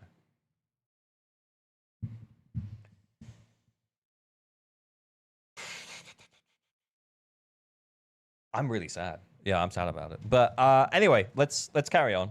I'm sad about it, but let's carry on. Shall we do Rupture DPSs? There are 4 of them. Maybe we'll do Yixuan separately. There are 3 of them without including Yixuan. I think Silly is probably the strongest. But in terms of the one Deadly Assault boss that we have that is a rupture, like a dedicated rupture boss, because it has higher defense, he is physical resistant. But we haven't seen Hunter in quite a long time. But I'm just pointing it out. If it comes back around, Silly might not feel super good there. I think they're all just good. Look, I think the support is good. I think they're all just good DPS agents. They are good DPS agents. I don't think there's anything wrong with any of them, and I don't think Silly does enough to put himself up in T1. There has been a lot of Thrall. Guys, there has been a lot of Thrall. Like, I swear, we had like a Thrall break, and then it's back to just straight Thrall. Thrall? Yeah, we have one Thrall break. Oh my god, the Thrall break. And then it was... Oh no, it was two patches of no Thrall. 1, 2, 3, 4. It's like 4 patches of Thrall. Like, oh my god, can we just have someone else? 4 rotations of Thrall. That's a lot of Thrall. I think he's still the same.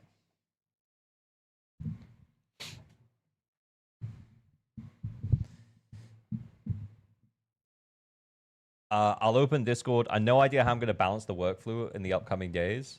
Hang on. Wait, is this going to be a long video? Is that what you're saying, Miku? Yeah, it probably will be. I'm sorry. But, like, I'm trying to get through it, man. I just keep getting distracted. Yeah. I'm doing what I can. No, it's fine. Also, Miku, this means that you'll have editing work while I'm at Gamescom. So it's actually just it's a win all the way around, because you've got the other video and then you'll have this. Easy clap.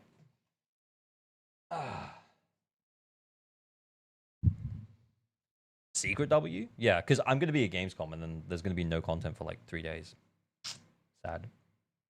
I mean, there'll be lots of content when I get back, but yeah. Yixuan next. Yeah, Yixuan next. I think the thing is I'm really not sure if Yixuan does enough to put herself out of tier 2. I really don't think she does. she is still probably, in terms of like matchups, she's probably like slightly better. In terms of raw numbers, her and Silly are basically the same. In terms of support, it's pretty much Lucia plus Stun Agent. She does have more options there now from a premium perspective because Norma is there, Dylan is there, Jufufu is an option, as well as Khalida, Pulchra. If you're doing that, though, you definitely want Lucia. Pan is the low-cost alternative, but like I've seen Yishuan, Pan, Pulchras, like the average players, like may not be able to clear with that, and that kind of blows. So that kind of makes me feel like her free-to-play teammates mean that she's not just an auto win.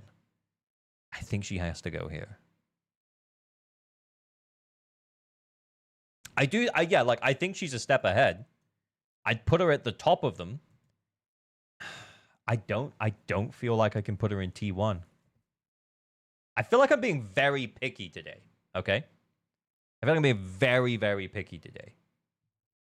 When will you be in Gamescom? I'll be hosting the ZZZ booth on the 27th. Well, I say hosting. I don't know. Like, they use loads of different words. They've told me I'm hosting. They've told me I'm a guest. They've told me I'm meeting and greeting. I don't know. I'm going to be there. Scissors! Not Prime. Thank you for the sub for the 19 months of remembering your Prime. 07. Thank you, thank you, thank you.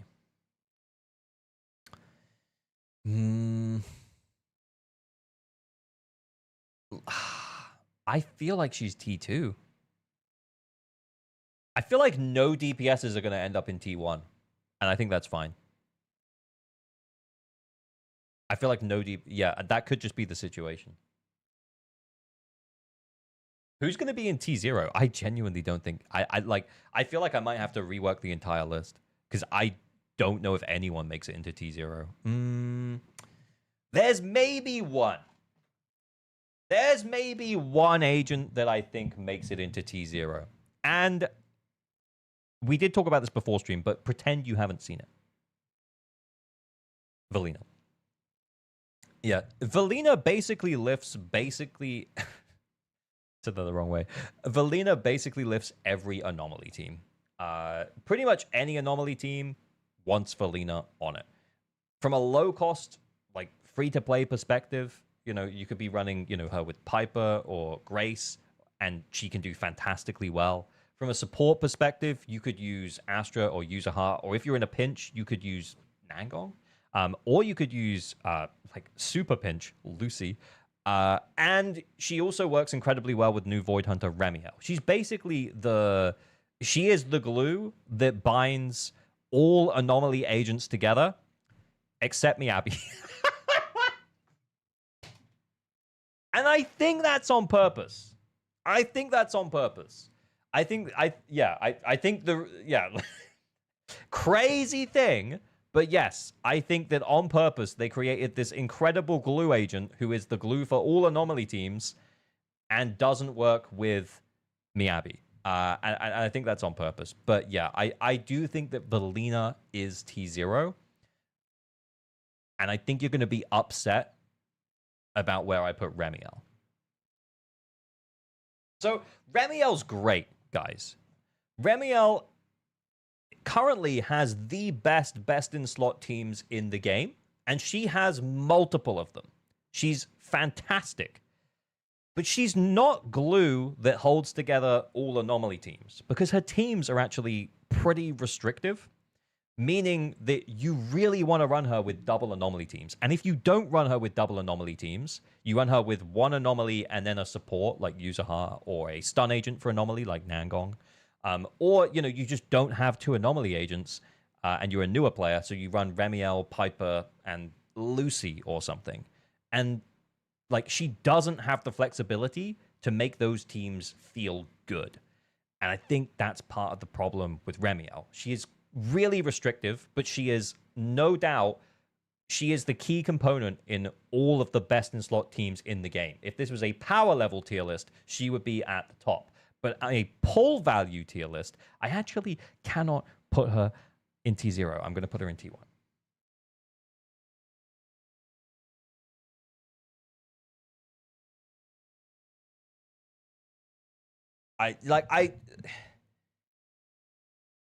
I hope I've made it clear. She is the strongest character in the game with the strongest teams in the game. And in fact, if you were going to list out the top 3-4 teams in the game, the top 5 teams in the game, it would just be her with different anomaly agents. But because of the restrictive nature of that and the requirement for limited S-rank anomaly agents, unless it's like Piper Grace or something like that, but even then, that's like one team that you can make with like F to P units, and that's it. So yeah, I think we have to put her outside of that. From a pull value perspective, we have to weigh that up and say, as strong as she is, she's missing that flexibility, and we have to put her in great. I also do think, though, that she is going to scale very well. If you're a newer player and you're on the fence about picking up Remiel, I know I've made videos about her being, like, washed and stuff. Mostly that's just me messing around, having a bit of a joke at the start of the video, and then I go on to actually explain other things. But, yeah, I do think that most players should pick her up now unless you just genuinely don't like her, and that's fine. Like, if you're a newer player and you're sitting on a Piper right now, because of course you are, because Piper is an A rank and you can just put her into your loss pool, I think that you should probably try and grab Remiel before the end of the patch, because there will be more anomaly agents coming, and they will work with Remiel. She's the Void Hunter at the start of the patch in 3.1. We're going to get reruns for Valina. We are going to get more anomaly agents that enable Remiel. You should probably pick up Remiel. But her lack of versatility and free-to-play teammates mean that I can't put her in T0 for the pull value tier list. Dunzo. She's an old washed bag. Yeah, and there is a part of me that thinks, like, based on that advice that I just gave, maybe I should put her in T0, especially because she's going to be shielded for the entirety of this season. But I'm going to put her here, and, like, everyone who's watched the video or came out to the stream, they will know why she is there. But yeah, like, she's very, very good. She lacks the versatility. T0 whale tier list? Absolutely. Yeah. Honestly, T0.5 just for her. I'm actually tempted.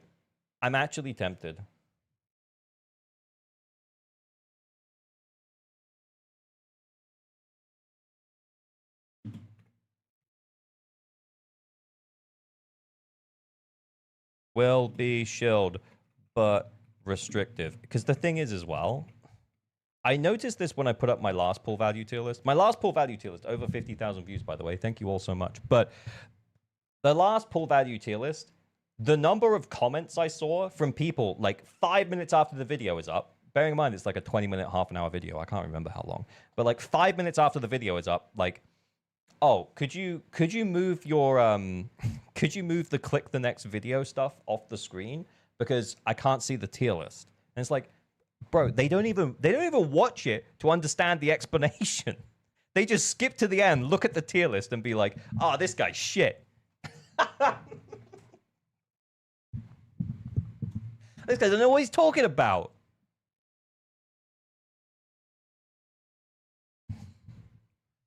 Bearing in mind, I spend like 5 minutes per character yapping through everything. Anyway, whatever. Classic tier list watcher. Hey. Thank you for over 50,000 views on the last one. Yeah. Okie dokie. Wow. Yeah, she's on her own. She's on her own in that tier. Let's do...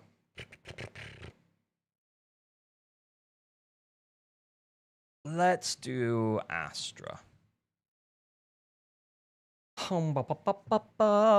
Astra is a really good generalist support. She's good pretty much anywhere where you need a limited support. She's a huge step up over a character like Lucy. She is currently available in the spending event, but, you know, this is not for whales and dolphins. And I also don't think I could recommend that, if I'm honest with you. I think there's a reason why she's available there. And I think it's honestly because she's the worst limited S-rank support that is currently in the game.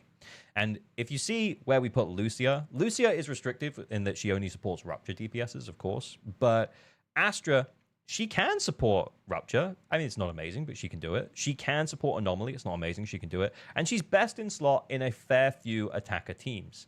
So much so that because she's been around so long, it's widely considered that her baseline is having M1. Not even necessarily with the SIG, but having the M1. The M1 is actually better than the SIG. And I think a lot of players may very well have that. But again, we rate her at M0, W0. She is not overly signature engine reliant. And I think that she belongs in T2. But at the same time, I'm also going to rank the other support, the support that's also pretty good across attack and anomaly teams, which is Suna. Suna is, I feel like we've talked about this before, but Suna is just slightly better than Astra. And more recently, it's, you know, like she feels like she's getting more characters that are not even necessarily better than her, but like new attacker character comes out, Astra is second best, and Suna is better. So I do think that Suna actually deserves the T1 slot. I think she is slightly better than Astra and deserves like, maybe it's not an entire tier of difference, but I'm going to give it, and we're going to put Suna here in T1. I will also mention that Rena's potential unlock is very, very good, and might actually just be better than M0W0 Astra in a few teams, including with Sigrid, especially if you build her with Pen, and we'll talk about that some more probably when we talk about Sigrid and her team options and stuff. But yeah, for now, I think it's pretty fair to say that Suna is better than Astra. She provides more days, even though the buffs are extremely similar. Rock, paper, scissors. Oh my god. Gego, thank you for the sub. Much appreciated. For the 16 months. 07. Thank you. Much appreciated, dude. Astra can use Nicole Sig, though, which Rena can't. Why are you using Nicole Sig on Astra? That's a terrible mistake. Put Kaboom on her. But anyway. Yeah. Astra T2, Suna T1. There should be a little bit of a difference. The buffs are very similar, but Suna actually does days. Astra does nothing. That's why there's a difference.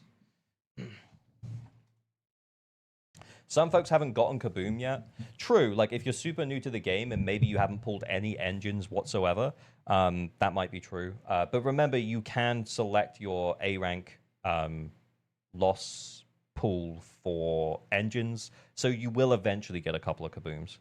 All your luck is terrible? Yeah, I mean, true.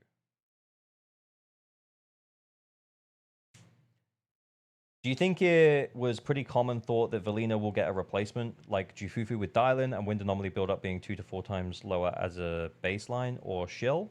I don't know. I think when Valina came out, I think we were all kind of being... I think when Valina initially came out, there was a bit of cautiousness in terms of, okay, is she as good as she looks, or is it just wind chill? And it feels like it is that she's just as good as she looks. And it also is wind chill. Like, we have to respond to the meta environment. And if the meta environment is pushing wind, it means that Valina looks good. So if the meta environment continues to push wind, Valina will still look good.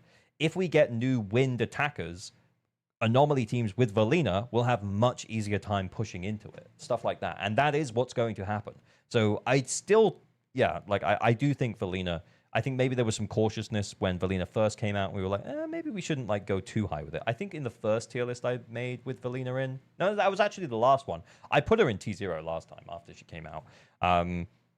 But maybe like across other content creators, there was like an air of cautiousness, but I was like, no, I think she's great. Right.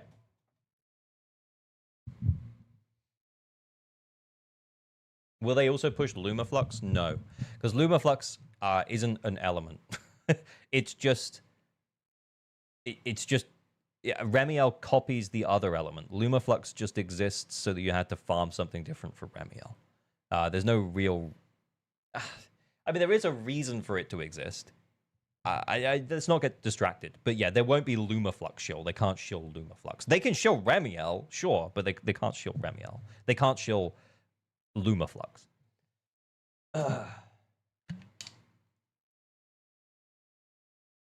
What's the point of pull tier list if you can't pull the only T0 character? It's a good question, man. Like, I guess we should only tier the characters that you can pull right now, but that would be really boring, and it would take like 3 minutes.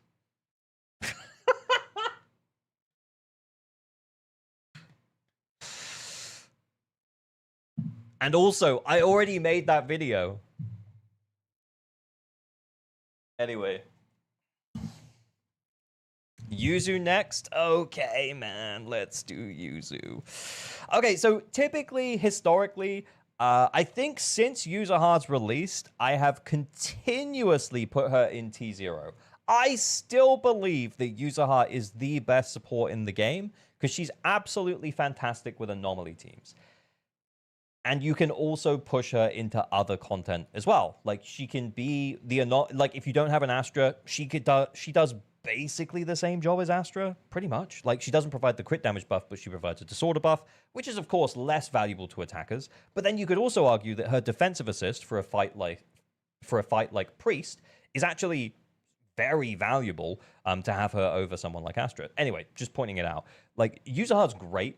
You can run her with anomaly teams, and then if you're in a pinch, attacker teams. And if you really didn't have Lucia, you could run her in rupture teams as well. She's great. You can use her anywhere. I think the thing is, though, is that her niche of anomaly is there's a new granny in town, and that new granny kind of is better than her with the teams that she wanted to support. And now she's kind of become the anomaly support for like the non-standard double anomaly teams. For example, teams with Nangong, she's like, that's her new like best in slot teams, which you could also argue that Sona does a fantastic job there as well, because, you know, that's the Angels of Delusion comp, right? The Arya, Nangong, Sona.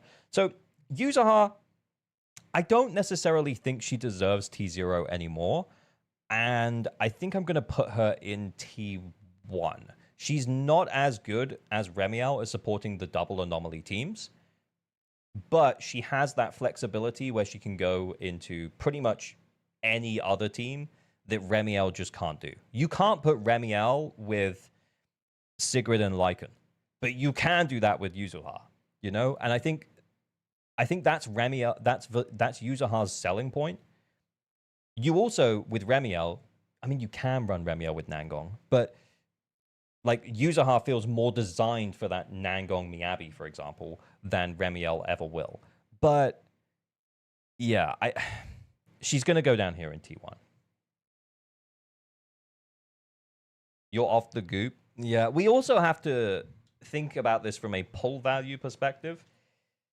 There's a reason why she was included in the reduced cost banner. Same for Dylan. And this is maybe a little bit of considering where the future of the game is going. And the fact that they've given Dylan and Yuzuha on reduced cost banners means that we've already seen Yuzuha upscale and it's Remiel. And we're very likely to see Dylan upscale. Even if it's not Roxy, we'll just see more stun agents who kind of just do better in different niches than Dylan. And I think that's the thing, though. If we're talking pull value, she's much better than Remiel. I don't think I can put her in T0. I just don't believe that. I don't believe that players should pull Yuzuha over Remiel. Like, Yuzuha is reduced cost right now, but should you pull Yuzuha over Remiel right now? No, you shouldn't. You should pull Remiel over Yuzuha right now. Like, Remiel should be higher than Yuzuha. Like, Yuzuha is not going to get shilled. Remiel is. She's guaranteed. That's what I mean for the reduced cost, yeah. Put Remy down to her and scrap T0.5. Bro, I had Remy down here. Y'all were like, we need to put her in T0.5. And I was like, I'm okay with it.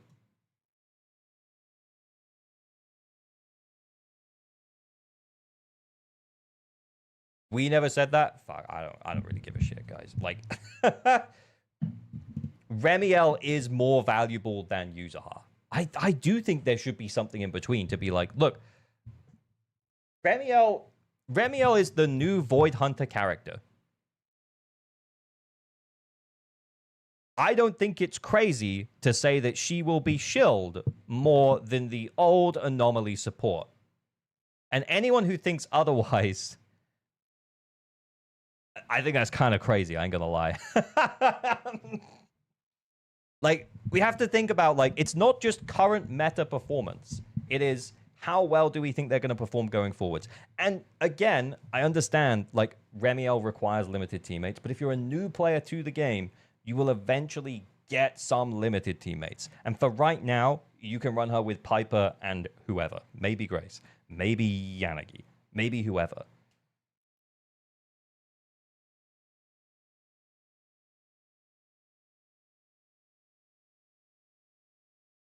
Pretty much every Anomaly shield will be based on Remiel now. Yeah, but like to that point, and I'm playing devil's advocate for Yuzaha here for no reason whatsoever. To that point, there's no way to anti-Yuzaha at the same time as shilling Remiel. There's no way. Like, if you're buffing Anomaly overall, or like even if you give like a shield buff for like a new character that's meant to work with Remiel, you can just put that new character with Yuzuha. Okay, and then this is where we get into the interesting part of like, well, what if that new character, though, doesn't want a support? What if that new character only works with other Anomaly agents? Yeah, when you have 3 Anomaly characters in your team. Exactly. Yeah. And this is what I mean by saying, like, well, look, guys, it's all guesswork. It's all guesswork in terms of what do we think is going to happen moving forwards. And the ultimate guesswork is they gave us a guarantee for Yuzaha right now. We can get Yuzaha guaranteed right now. She's a really good character right now. She's fantastic. But do we think that Remiel is going to scale better into Season 3? Do we think that all things equal, that we should be saying, yeah, like, Yuzaha and Remiel are the same. Like, Yuzaha's half price right now, so just get Yuzaha. Don't get Remiel. That's crazy.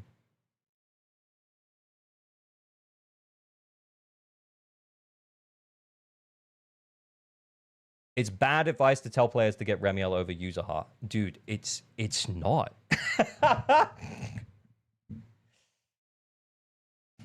Like, that's crazy. It's crazy to tell players to pull Yuzaha over Remiel. Am I crazy? How is that bad advice? She is the Void Hunter. I know that's like, she's a Void Hunter, but like, she will get an extended period of shill. She will have continuous bosses that are designed around her. We will have future characters that they will in some way engineer to not work with Yuzaha so that they only work in Remiel teams.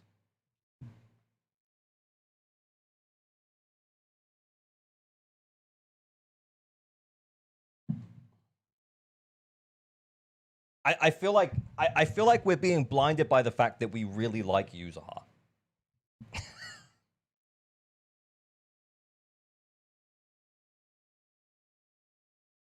It's kind of like telling new players to pull Yaishin Guang over Astra.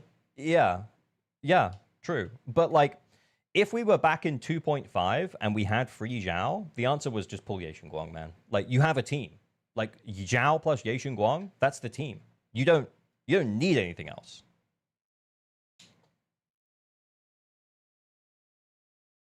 Like, if we were back in 2.5 and the question was, oh, should I get Astra or should I get Yaishin Guang? The answer would be, well, you get Zhao for free, so just get Yaishin Guang, and then you have the team. I guess with Remiel, it's like, okay, well, you can get Piper from the A rank select, right? So you get Piper for free, and then you can kind of just make whatever else it is that you have work. Fuck it. For now, you can put Remiel, Piper, Lucy, and you'll still clear it.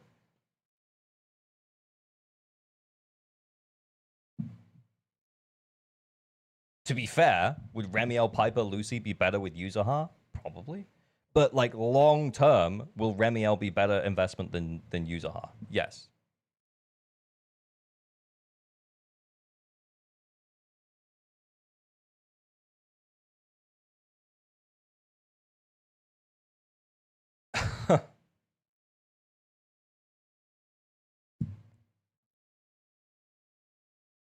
Damn, we're still on the tier list. True.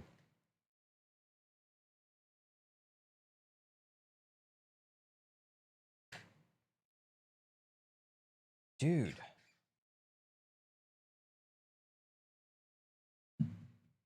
Let me put it this way. What's Remiel going to do in an attacker team? Nothing. We've already talked about that.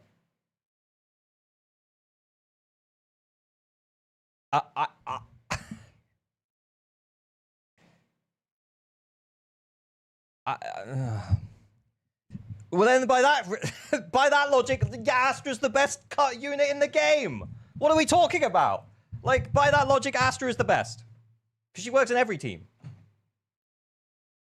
Like, that's... No. That doesn't make sense.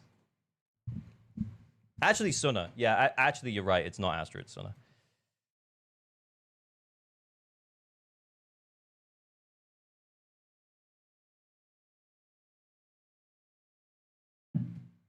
Random kid wins. Like, I feel like we're trying to tie ourselves too much to the idea. Like, we're trying to weigh up power versus flexibility. And here's the thing, like, Miku, I don't want to call you out, buddy, but I'm gonna say it. Because if I put Ye Shunguang, if I don't put Ye Shunguang at least here, you're gonna be pissed. But Ye Shunguang has exactly the same thing that Remiel does. Like, well, actually, Ye Shunguang's worse than Remiel. Because she needs Suna or Zhao or Dylan in a pinch. Suna or Zhao, ideally, and then maybe Dylan. So by that logic, Ye Shunguang goes here. Because if you don't have Suna, Zhao, or Dylan, she's terrible. Terrible investment. But that's not looking at the whole picture. Like, her power level it offsets that. So yeah, we have to consider, like, okay, so does the power level offset the amount of versatility that you're losing? For Remiel, absolutely.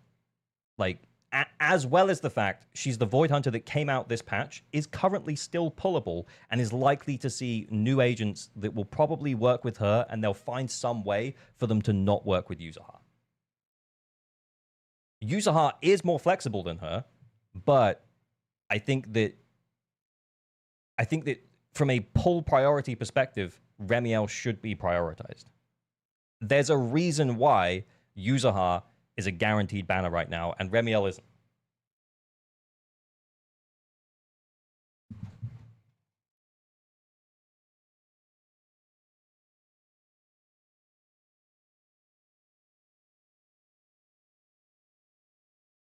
Yeah, there's too many criteria to make a pool value tier list. Just go with your opinion. I know. Look, that's the thing. Like, it is. I feel like I'm gonna start doing these offline, but at the same time, I'm glad we get to talk about it. Like, there's a part of me that feels like maybe I shouldn't even try and justify the decisions. But I'm glad that I get the opportunity to address the questions, even if we don't agree about it. Look, ultimately, it's all still opinion. And if your opinion is, I think Yuzuha is better, then that's fine. You can just think that Yuzuha is better than Remiel. Like, I don't care. Like, we can just disagree on that. There's not really a thing. Yeah, you just pull Yuzuha. Yeah, skip Remiel, pull Yuzuha. It's fine. How the fuck am I going to cut this down? You just cut out this whole bit. You just cut out this whole bit.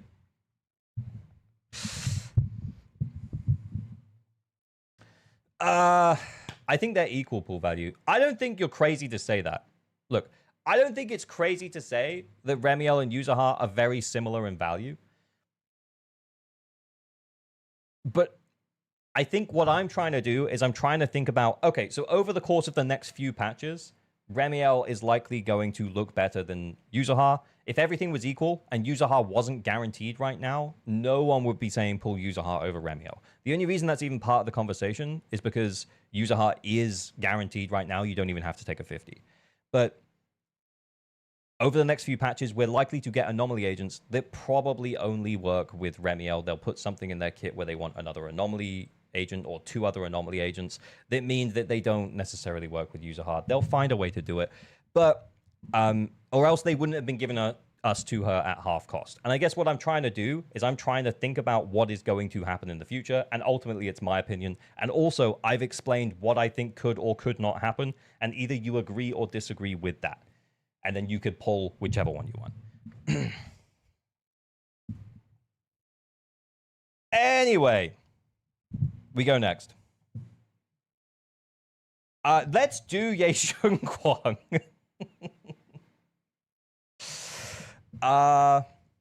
Ye Shun Kwang is restrictive. We kind of talked about this a minute already, but that's probably going to get cut out. So let me restart. Ye Shun Kwang is kind of restrictive because if you don't have Suna or Zhao, or Dylin, because Dylin does let you shortcut to the ultimate, but Suna and Zhao provide Ether Veil, and she really wants Ether Veil. You could make an argument for, in a pinch, if you had nothing else, maybe putting her with Lucia. But she is pretty restrictive. However, she is still one of, if not the strongest DPS in the game. However, the addition of Sigrid to the game makes me also think that Season 3 DPSs might very well end up being a little bit of a cut above what we had for Season 2 DPSs. Because if you haven't seen my recent Sigrid videos, Sigrid is basically outputting the same numbers as Ye Shun Kwang when we remove the buff from Sigrid. This is M0s.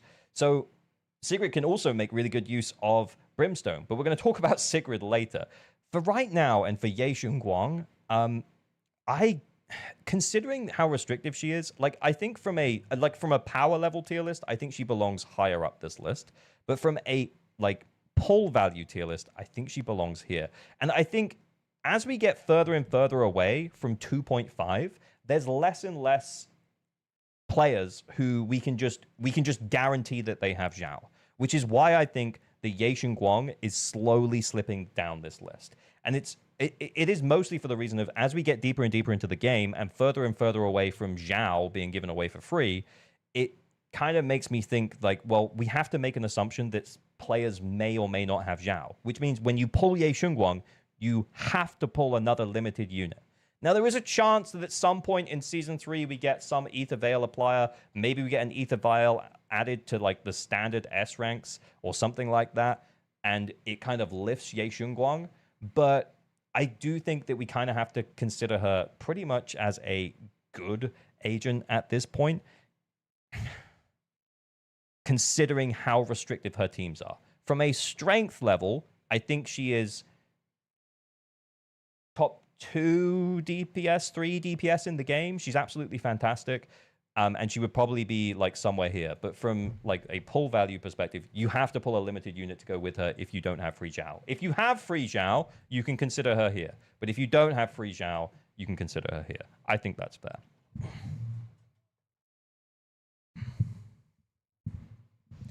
Every Void Hunter is restrictive? I'd argue Miyabi isn't. Let's go. Oh, let's do an easy one, man. Qingyi! It's Qingyi time. Yeah, Qingyi provides huge buff multipliers, but it takes her too long to apply them, and on-field stun agents feel less useful unless they're providing something huge to the team, like a free ultimate like Dylin. And then big stun damage multiplier is not really in the same ballpark. I do think that sometimes Qingyi might be better than people give her credit for, but ultimately she's still T4. And that's where she's going to go.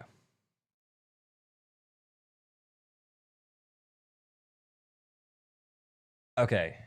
T0 Qingyi.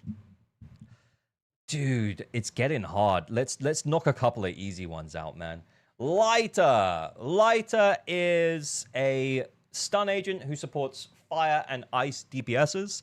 He had a new teammate added recently in Sigrid. He does pretty well with Sigrid, actually pretty well with Sigrid. But post potential unlock for Lycan, is it really worth picking up a Lighter over the top of Lycan? And I think the answer to that question is probably not. Yeah, it wouldn't surprise me the next time if we get free agents or the next time we get agents added to the shop, it might be lighter, or he might get some kind of potential unlock to make him a little bit better. He's also pretty restrictive. Like, he only wants attack agents, annoyingly, which means that you can't run him with fire and ice anomaly agents, like, you know, like potentially future fire anomaly agent that might work with Remiel, or, you know, Miyabi, or rupture agents like Banwei and Idari. So the restrictive nature and the fact that it's, you know, he came out back in 1.3 and things have moved on means that lighter goes in T4.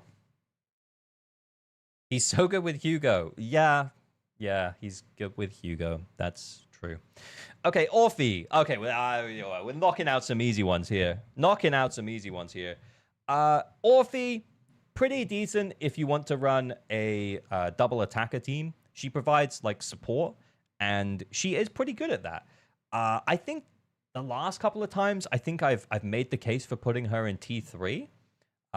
But I also think that she just deserves to be in T4. Time to piss Kete off? I don't even think he'd be annoyed.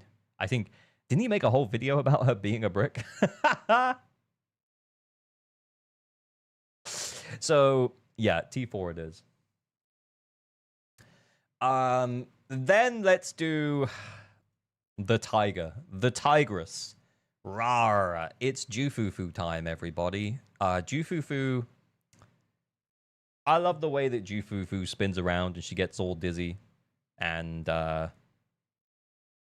she can let you overcap decibels. Yeah, it's over. It's so over. Okay. This is such a bizarre list. I didn't even think about this list beforehand, by the way, but this is an insane list. Like, things are going crazy. Let's knock out another easy one. It's Trigger. So Trigger, another stun agent. I feel like last time around, maybe I was too unkind to Trigger. I think I put her in T4.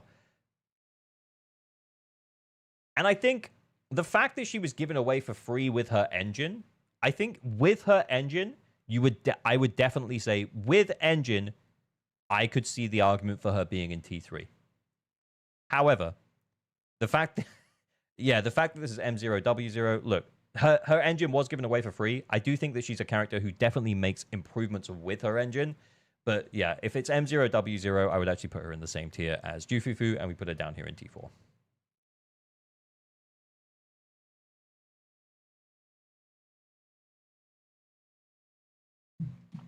Sheer amount of electric DPS and Claret coming in. That, yeah, there is a chance that she works pretty decently with Claret. That is worth mentioning. But Claret is also releasing alongside a stun agent. So it wouldn't surprise... And they gave Trigger away for free just now.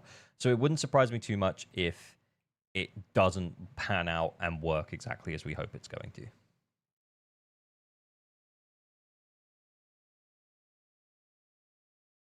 Okay, let's carry on. Dude, there's a lot of agents here. There's a lot of tough ones to place here, I think. Let's do Vivian. So Vivian is a anomaly agent. She can work with Remiel. She actually works pretty decently with Remiel because she doesn't take up a huge amount of field time, and she can consume stacks while like other stuff is going on. So that is quite nice. And she can work with a more on-fieldy agent, like a Primea or an Arya. So if you didn't have a Valina or something, then Vivian's actually pretty decent in that slot. I don't think she can go in T2, though. I think she has to go in T3. I think a lot of other anomaly teams, like the non-Remiel anomaly teams, will prefer a Nangong in that slot. And I think that... I think that just leaves Vivian out a little bit. She's not bad by any means. I think she's just okay. I think there's a reason why she was on the free character list. I think T3.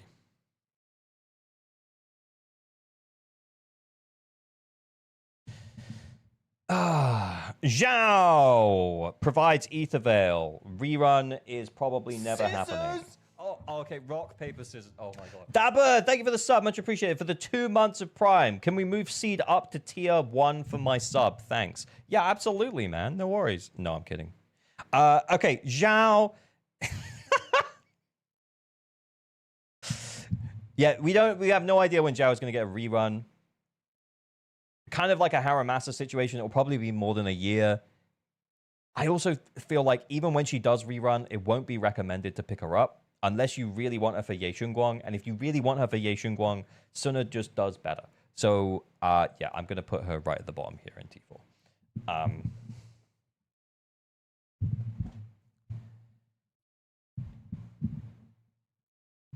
It's not that she's bad, by the way. It's just it would be poor pull value. Like, if we imagine... Yeah, that's a good point, Geosage. Like, if we imagine by the time she actually reruns, it will be, what? It was like, what, 4 or 5 months ago that she came out? So it would be, what, like 7 or 8 months from now? She's going to be dead in a ditch at that point. She's going to be absolutely dead. It's so over. Anyway.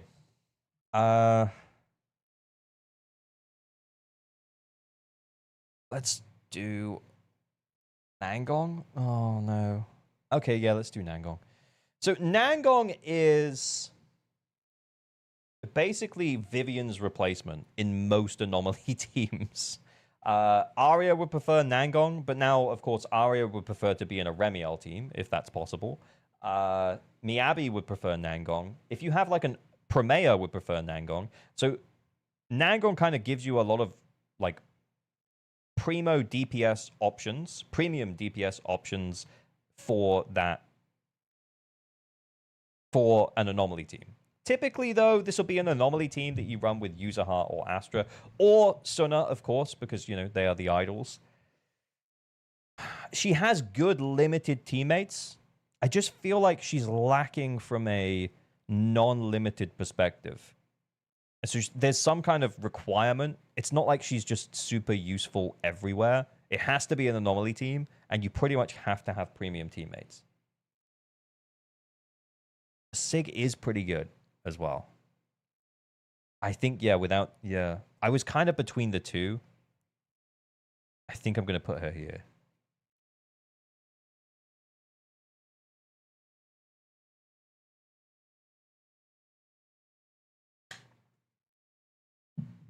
Okay.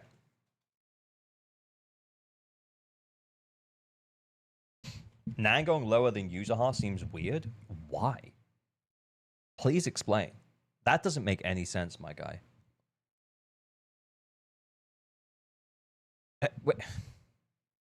Why would Nangong go in the same tier as Yuzuha?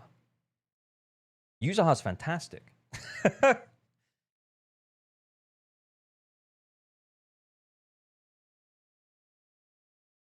Yeah, Nangong can only really go in Anomaly teams. I think we used her with Pyroas the other day, actually. It's kind of crazy.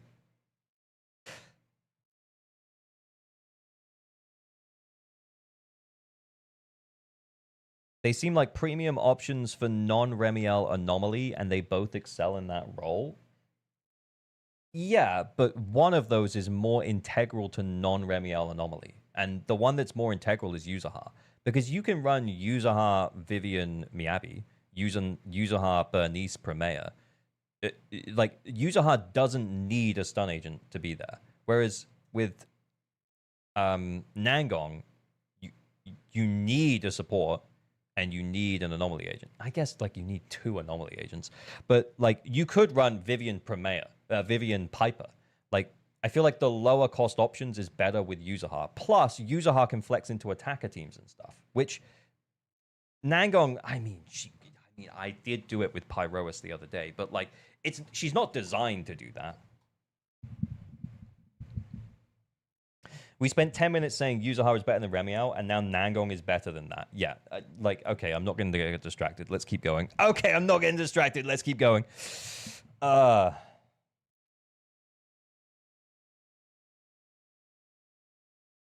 Okay.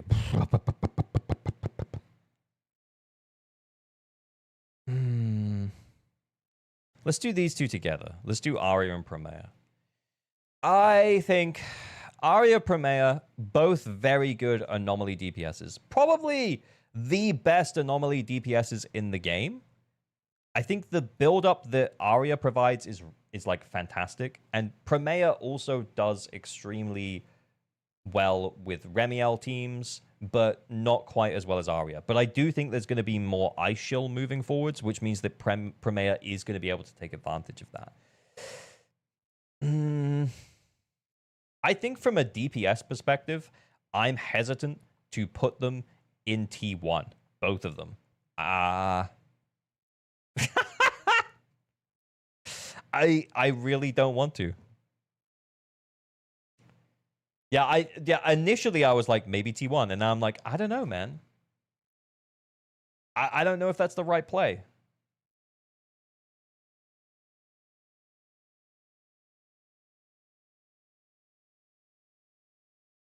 Let me explain my thought process. Okay, so the thought process is Arya, like, pull value tier list. Arya is obvious bait because eventually we are going to get premium Remiel DPS. Primea is going to rerun next patch before obvious bait before premium Remiel DPS. I think pulling them is good. I don't think pulling them is great. I think pulling either one of them, you'll be like, ah, that's good. Yeah, you've got a really good Remiel team here. You won't have the best Remiel team. Like, they are bait.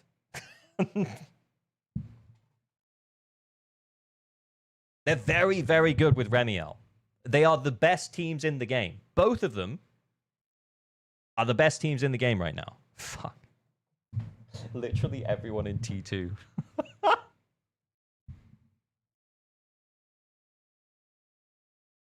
Yeah, DPS is always going to be different than supports when we're talking about tier pull value. Yeah, I completely agree. And I think this tier list is... I think this tier list kind of shows that.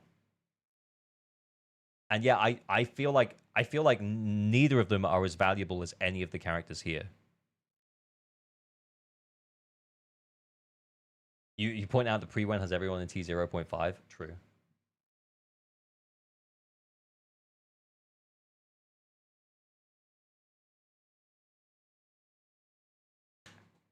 Wasn't AOG saying that pre-wen tier list is kind of crowded at the top? Yeah, I mean, you know, true. But like mine is kind of crowded in the middle. Doesn't that mean that I just think that the DPSs are all pretty well balanced? I don't think that's crazy. So basically everyone is fine. Yeah, pretty much. Yeah, pretty much. Everyone is fine.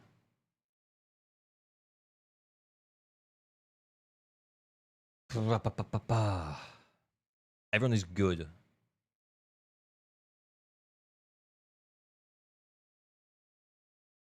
You think they're all kind of mid without their supports? Yeah. It's kind of making me rethink some of the placements of these ones. But I also don't want to go back and do it again because I also feel like Alice is also T2. She's good. Yeah, she's good. She works in Remiel teams. She can work in Yuzaha teams. She can run with lower cost counterparts if you're in a pinch, or, you know, like Astra or Lucy or something. And then at the same time, Miyabi is also, you know, great with Yuzaha teams. Great with lower cost teams. She can make use of Sukaku. She can make use of Lycan. She can still clear with those teams. But she's good.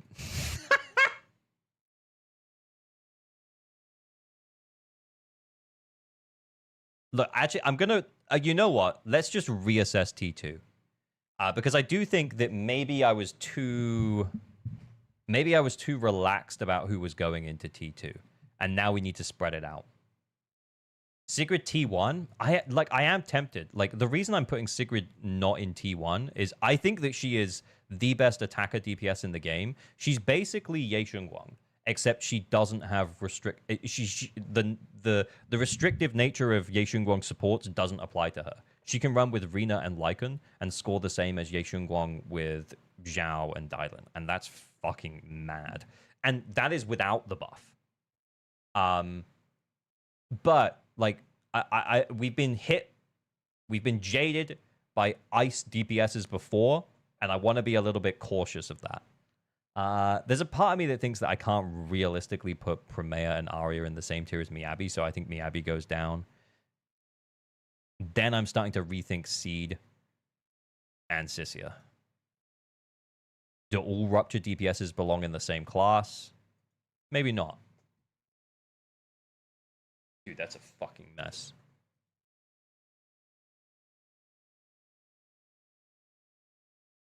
Does Sigrid deserve that? Harry on T4? Oh, sorry, I meant to put a T3. She's okay.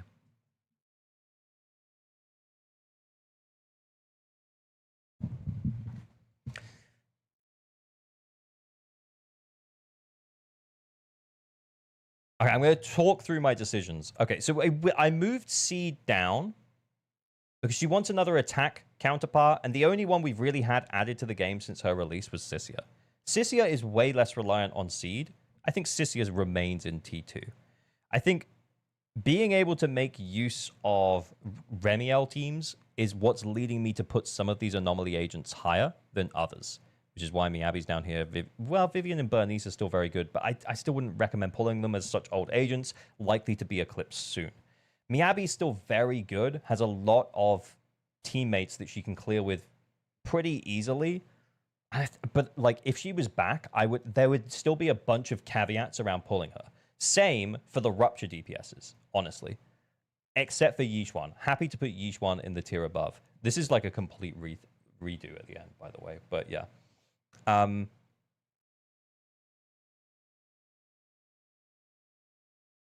Then... yeah, so Primea and Arya Nangong here, Alice here, Sissia here, Ye Shunguang here, and Yixuan here. Silly go up? He's slightly better than these two. I don't know if there's a tier in between them. If there's not a tier in between them, maybe we put Yixuan down here. The service that Rupture is getting... like, what service, right? So...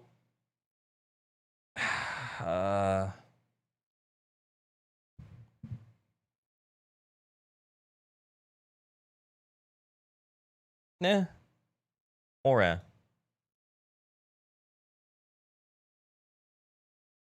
Sigrid is an interesting one, though. Because I do believe that she's one of the... upon release, she feels like one of the strongest agent releases that we've ever had. Because without buffs, she's still performing incredibly well. Like, if you turn the buff off in Deadly Assault, you can see that she absolutely wrecks Thrall. And she makes incredible use of Brimstone, which is what's making me want to put her here. But at the same time, like, we've played the Ice Attacker game so many times before, and I'm wondering if Season 3 is like a step up in terms of DPSs, maybe Sigrid doesn't quite make the cut to being the only, like, straight DPS in T1. Because, like, realistically, this is a support, and she's a wind anomaly applier. Like, that's what she does. I don't even think of her as, like, an actual damaging agent. Isn't she still missing her best in slot stunner? That is also true. So I think maybe we put her down in T2. Yeah, that's a complete redo at the end. Dude, I'm so sorry. Let me explain the decision making that went into this. I feel like there was too many characters in T2, and I didn't want to create like 0.5s, and I wanted to have a bit of separation between like what was going on. And so then I decided what we were going to do is I was going to move down some characters that don't feel like they're going to get shilled because they don't necessarily work with a lot of the existing agents that we have. And I kind of moved them into the tier 3. Key ones were most of the Rupture agents. No, all of the Rupture agents. Yeah, I moved all of the Rupture agents down. Seed. Miyabi went straight in at T3. And then that's pretty much it. And then T2, Sissia remained. Alice got added. And I put Sigrid here, but I've kind of also talked through my reasoning as to why I think Sigrid could be either T1 or T2.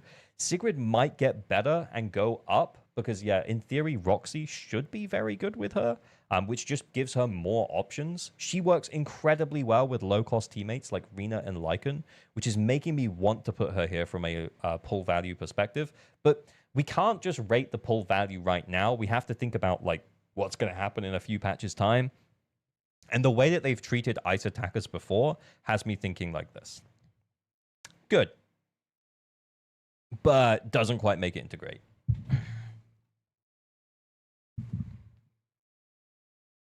Why is Rupture support above the Rupture characters? Let me ask you a question. What's more important, a Rupture character or a Rupture support? Because I'll be honest with you, I think you'd have an easier time clearing with Lucia and Manato than you would with Yixuan and Pan. Like, just saying.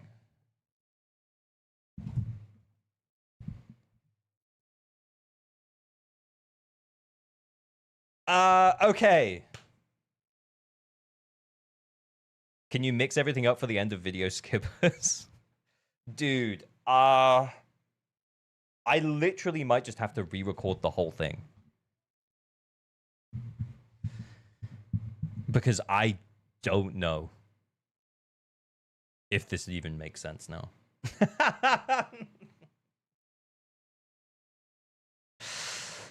Yeah, like, to be clear, I want to put Sigrid here, but I don't feel like I can.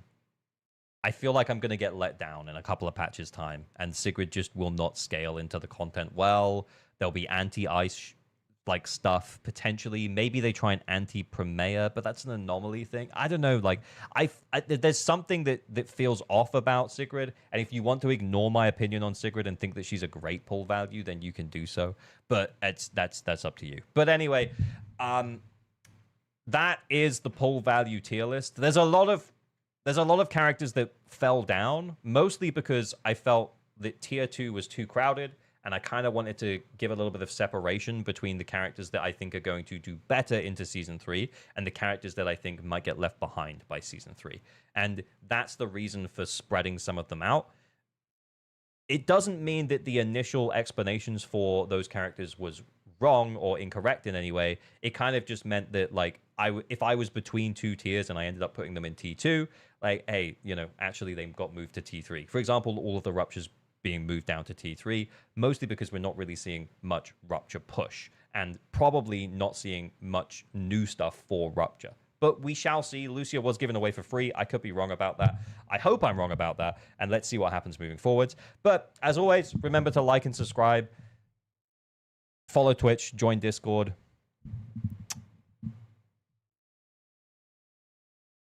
Pull responsibly. Stay weird. Bye, bye, bye, bye, bye, bye.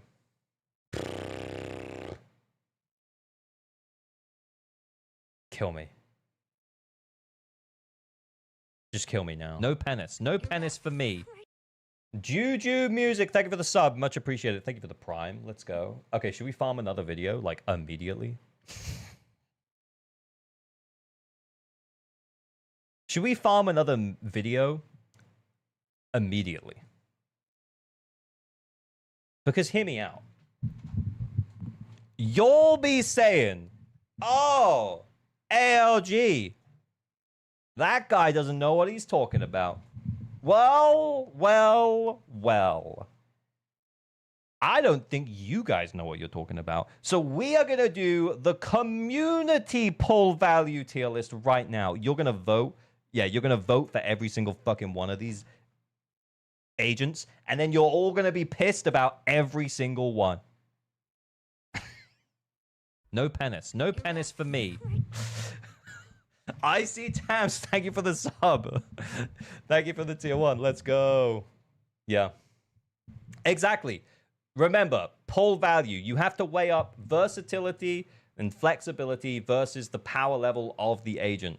Wipeout tier list or community pull value tier list. Look, I don't give a shit what you want to do. This is what we're doing, okay?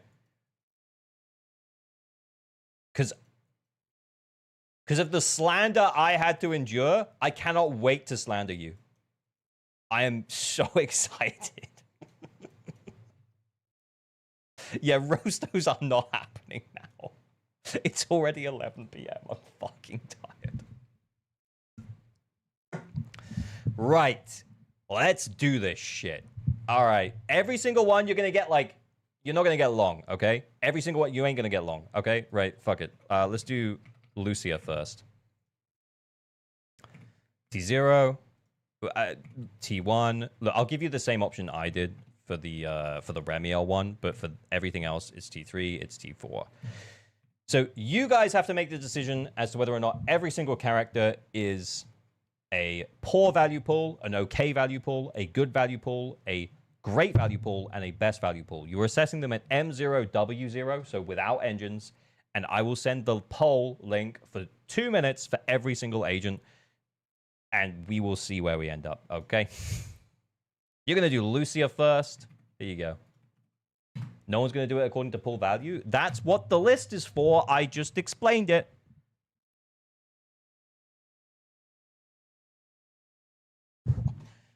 Copy Ugg's tier list to rage bait him. Imagine.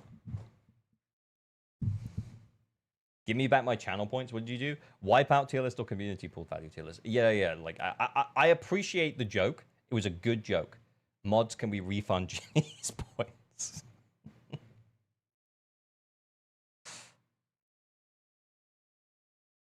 We need to F. We need to blow our F all over those. Traffic! Thank you for the 5 gifted. Let's go. 07. Thank you. W Traffic. Let's go. Much appreciated, man.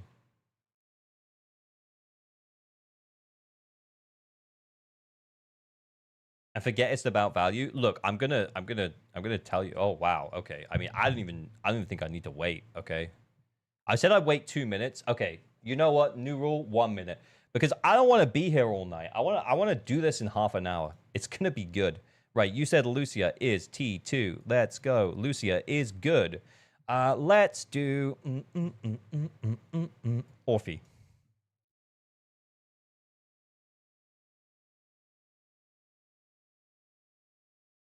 Remember, this is a poll value tier list. How good is this agent to poll?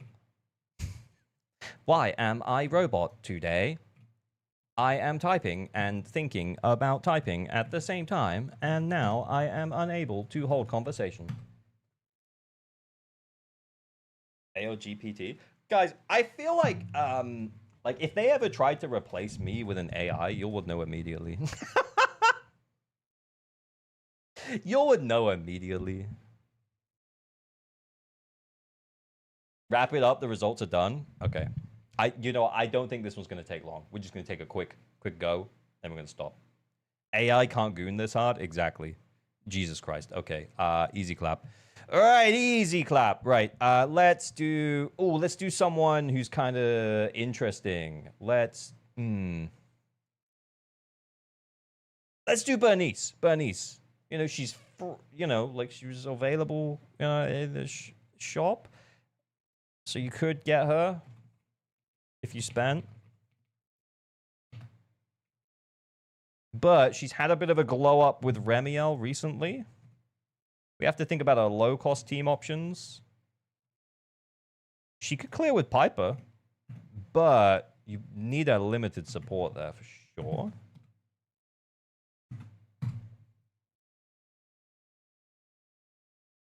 Potential, yeah. The potential for the new anomaly agent to be fire is also pretty high.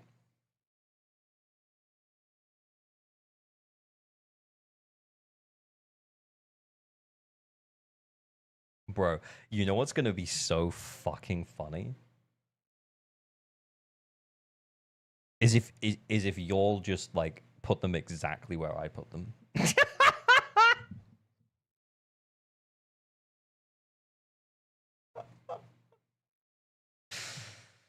Oh, well. So interesting.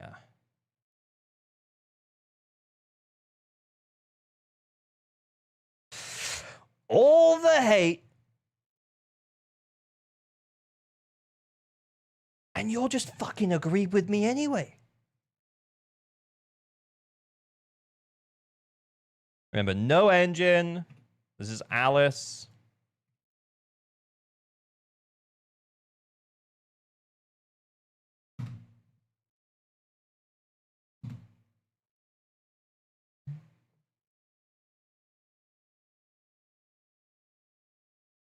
This is a slightly newer anomaly agent. She does work pretty well with Remiel. Also works well with Yuzuha. She's slightly stronger. Maybe post Bernice potential unlock. Maybe not necessarily stronger, but like she can definitely take that on-field role easier. Video title, how my chat gaslit me for 2 hours. No, this is a second video. Like, I'm actually... Jokes aside, I'm actually so pleased. Because I'm going to go away to Gamescom, and Miku's going to have 3 videos to edit. Oh, wait, what? Show me the results. Well, how interesting that you put her in T2. Yes, quite. Okay. I kind of want to lock out a couple of easy ones.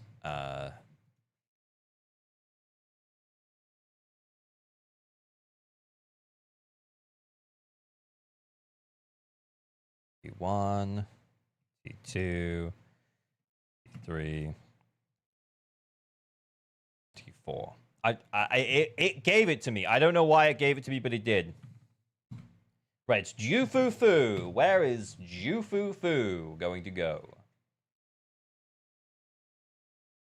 Will the third video be waifu tier list? I don't know, sex with my food. Cheap. Thank you for the gifted. To Gib07. Thank you. Much appreciated. Answer important question above. What is it? You gonna do a live stream react in bathtub? That is the important question, is it, Traffic? Is that really the important question?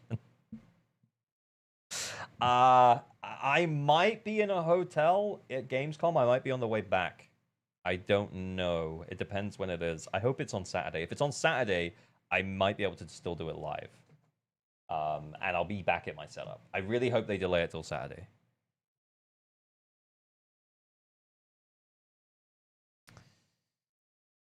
Okay, that didn't take long. Right.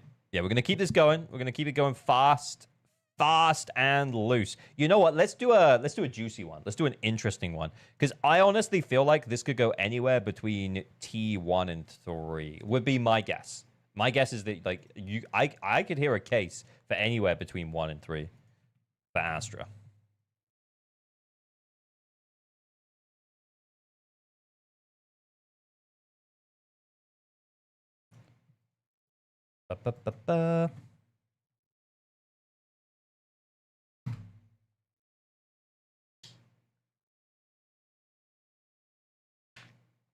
Remember, I think from the wording, it's like T3 is okay. Tier 2 is good. Blow our F all over those. Silly cat, thank you for the gifted. Much appreciated. Yo. No T4 for Astra? It's on the poll. Oh, shit. I mean, guys, are you really putting her in T4? That's my bad. Look, that's my bad. That's my bad. Link? I pasted it, did I not? Like, let's be real. You aren't doing it.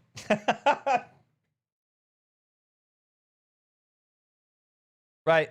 Let's see. Okay. I mean, isn't that where I put her? Saying.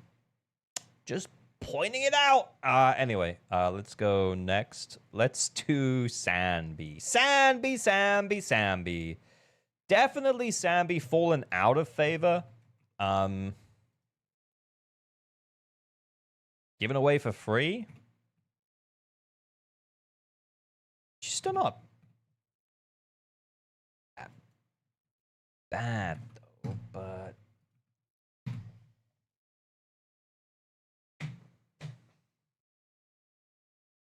saying T4? I'm seeing some T3s and T4 in chat. Up to y'all. Up to y'all.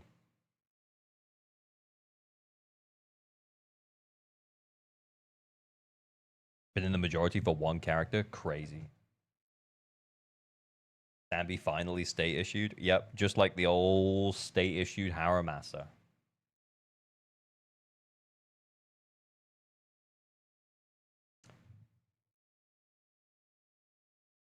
Think we need a T5? Dude. Oh, wow. That's, okay, that's a showing. That is a showing. Fair, fair, fair, fair, fair, fair, fair. Okay, yeah, I mean, I think I put her in T3, so that's the first change there. Okay, let's go. Let's do a Rupture DPS. Guys, do you want to do all of the Rupture DPSs separately?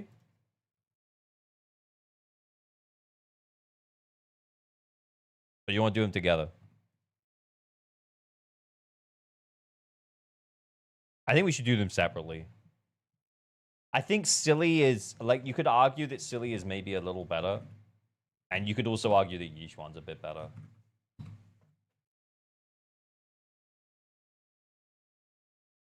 Rupture and then Yishuan. Yeah, but then I think the Silly stands will get annoyed. Everyone's below Yishuan anyway. Look, Yishuan has slightly better matchups, but... And we talked about this earlier. Like, the amount of Thrall that we've seen. And Silly is really good there. You can argue that Banwei is worse. Yeah, I mean... In terms of, like, the DA fights... I don't really think about Shiyu that much, to be honest. Maybe I should talk about Shiyu more. But, like, in terms of DA fights, there's only one boss with, like, the higher defense, and it's Hunter. Which, I'm not upset about that, by the way. I don't think we need any additional Rupture Shield, but I do think that the Rupture Shield that we have had has been pretty light. We didn't really shill it that hard. It was just the buffs that we got.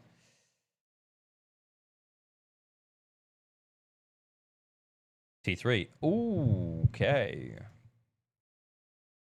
I can't say I'm surprised. This is where I put him. Let's do his co-conspirator, Idari.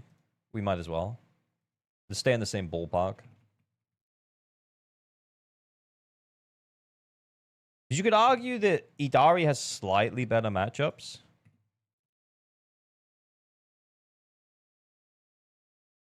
She kind of did win a little more than him. Like, especially with the amount we've seen, Thrall. I don't keep talking about it, but like, it was a lot of Thrall, man. I know I keep talking about it, but there was a lot of Thrall. Also, you can force her here because of weakness. Yeah, like the ice anomaly bosses, like forcible, as well as like the Thrall shell. Realistically, I believe I can't remember where you put Banwei. Was it 3? I believe she should go in the same place. But what are you guys saying? Right, we're firing through this now.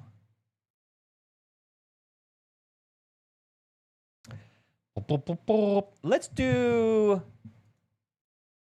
dial. Oh no, wait. We should carry on and do the ruptures, right? Let's do Silly.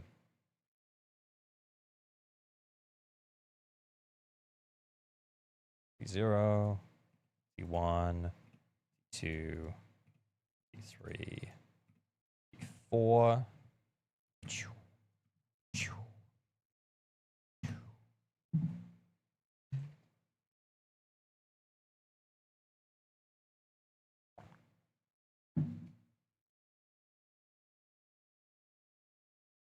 T0 because his VA is husband to Shun Guang. No, he's not. He's not Shun Guang's husband. Wise is Shun Guang's husband. I know this. I am a dedicated player of Zenless Zone Zero. You want to see my M2 Sukaku?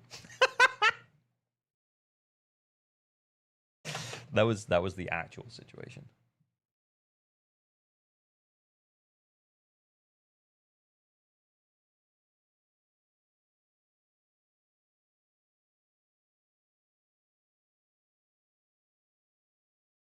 Okay, so we're seeing a little bit of difference in the Rupture DPSs. We're putting Silly above. What about Yishuan?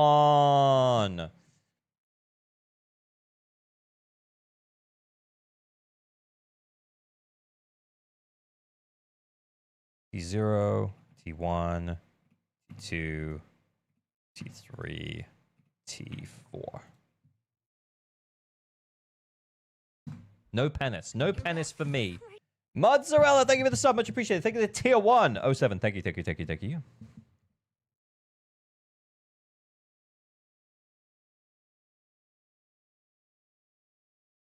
If Billy is T2, then Yishuan can't be lower. Look, I mean, you know, Yishuan's had some pretty good, like, weaknesses have lined up for her really well. Historically, like, people were always forcing her into Fiend. We have Priest. We had extended periods of Priest. She does better into stuff like UCC. You can force her into stuff like Dead End Butcher. She doesn't do quite as well into Thrall as Silly. Priest, very good. Yeah. She just gets shield the most. Yeah, that is also true. Like, the Rupture buff is specifically, like, ether damage. Also true, yeah. Right, what are you saying? Okay, okay. Let's do Dylan. I wanted to do that, but then I was like, we'll just carry on doing the Rupture agents. But let's do Dylan. Dylan. T0. T1. T2. T3. T4. Oh, wait. T4. This is going to be something. Yep. I feel like this one's going to split the group a little. Because, look, like, currently, a free ultimate is goated. But I do think they're moving away from that, which is why I put her down. But if you guys disagree, then, I mean, you can put her high. You can put her as high as you like. Let's do Hugo. I'm curious how that will end. I think we know how Hugo will end, man.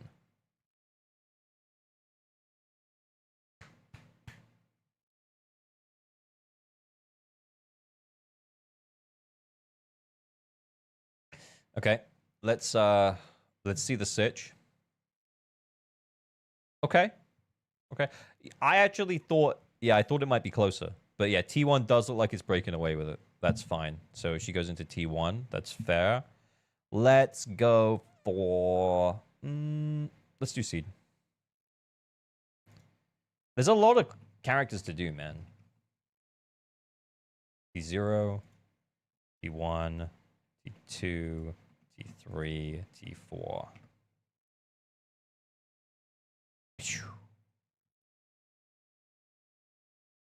Feet.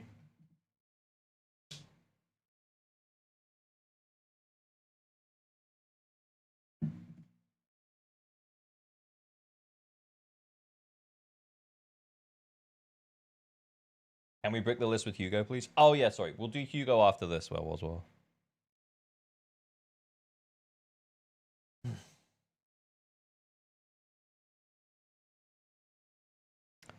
What's the best two-piece for Sigrid if I'm using Rena? Puffer. Because you want the pen. T3! T3. Okay. I think the only difference is that you put these two higher. But I don't think that that's crazy, to be honest. Let's do Hugo.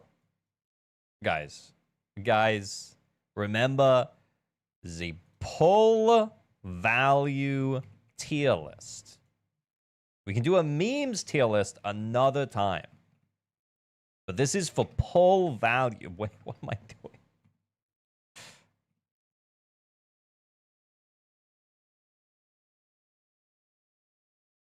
I'm not doing a bit. I hope we're I hope we're not doing a bit. Okay? Let's not do a bit. Let's not do a bit.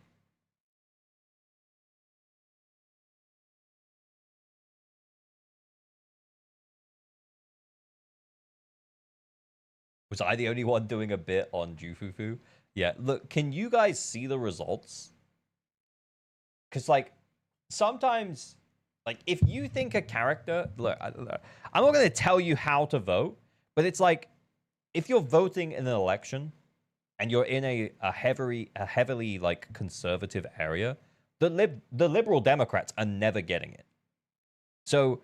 you may as well vote Labour. Do you see what I'm saying? Like, don't vote T0, Fufu. Vote T3. And hope you get enough T3ers. Do you know what I'm saying? Like, you guys are crazy. Like, why would you be voting T0? T4. It's over. It's Hugo-over. Let's do Haramasa. Let's get a couple of easy ones out of the way, so then we have the really juicy ones at the end.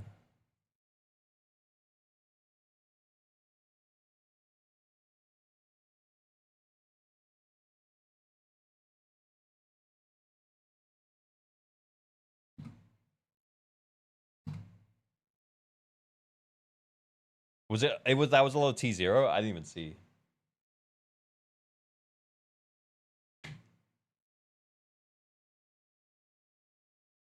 You can skip this one. Yeah, I'm gonna give it like 10 seconds. Okay. Okay. Okay. Yeah, I want to get them out of the way. Okay.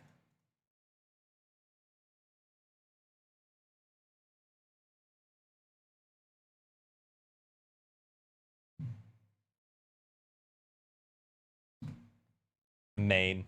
Gash. What? Lighter is cool, though. You want to see the red scarf? Is that what he says? I don't remember.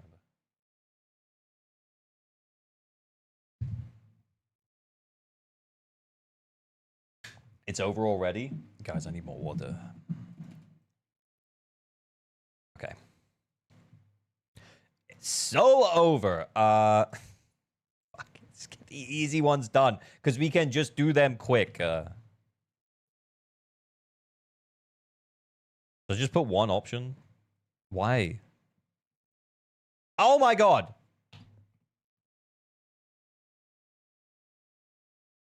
Oh, I can just do it like that. That's crazy. And that's what I should be doing. Why am I not doing that? R1. R2?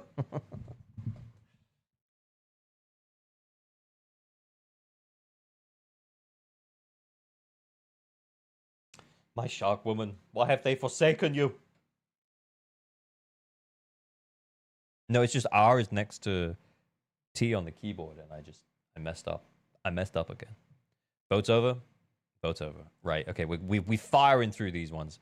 Okay, no, let's do the other easy ones. Let's get the easy ones done, and then we can do all the juicy ones and take our time. I love taking my time with juicy ones, you know what I'm saying?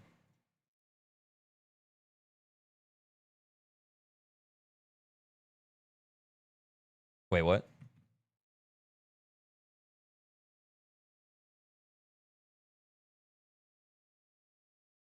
Ching Yi! Edgy today, aren't we? It's over! Okay, I feel like there's some juiciness now. Zhao. Like, by the buffs that Zhao provides, you could actually argue that she's not tier 4. Like, just for the buffs that she provides. But, like, does she belong here with Bernice, Fanway, Idari, Seed? That is your call. That is up to you. There's only one DPS, really, that wants the Ether Veil. From a free-to-play support perspective, she's pretty good because she was given away for free. But you wouldn't pull her over any other support. Even for Ye Guang, because you would pull Suna first. Suna will probably rerun before Zhao. What are y'all saying? Okay. That is a little wild, I will say. I do think that one's a little crazy.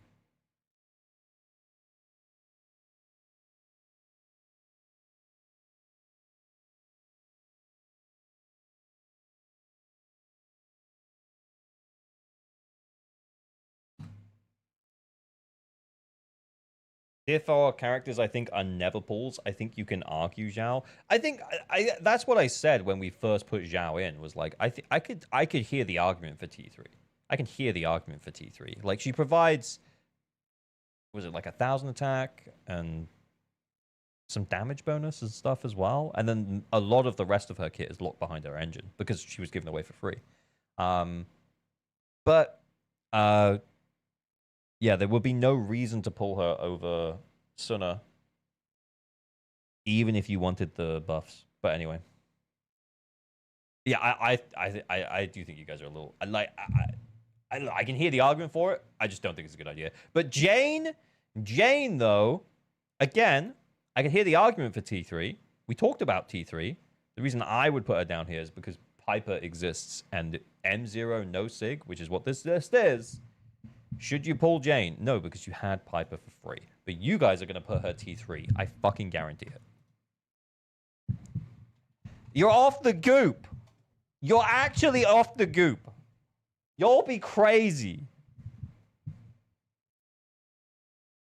Nobody plays Piper. It doesn't matter. Like, you have Piper on your account for free. You can just throw the discs on her. It's basically the same. M6 Piper is just M0 Jane. Exactly. So why would you pull her? Why would you say, oh, yeah, it's okay, pull her? There's a reason why she's been given away for free. Twice.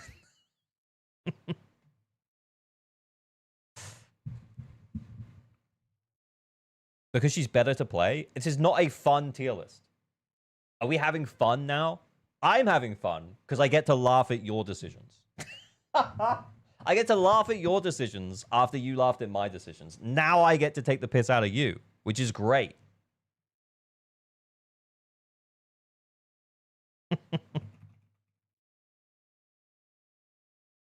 I'm not saying anything about this one because I want to see where you put her. This is Evelyn. Time for Evelyn.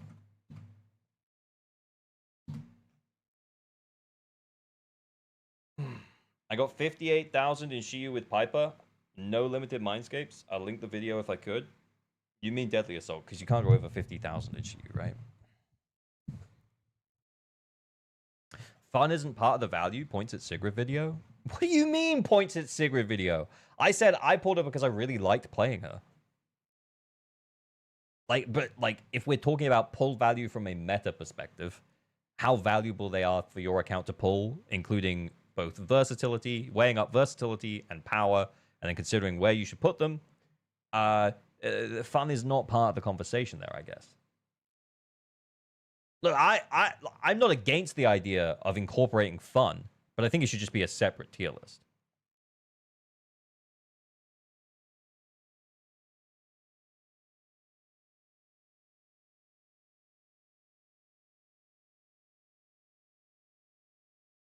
M2 Jane is a very strong M0 character. Exactly. That's the thing, is that, like, I think a lot of people have got Mindscapes on their Jane because there's been a lot of availability for that. Yeah, okay, you made the right decision. Congratulations.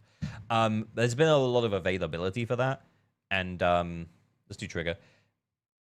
I think people are like, Jane as a character, you know, not pull value wise, is better than Piper. Like, meta. Jane is better than Piper meta-wise, because Jane has vertical investment, because you can vertically invest in Jane. So, like, long-term, Jane will be better than Piper. But, like, when we're talking about M0, no engine, like, it's not even, like, it's the same. They're the same. You'll be crazy. Oh, wait, M0? Oh, yeah, because I was talking about Mindscapes. Bruh. I was talking about Mindscapes, though.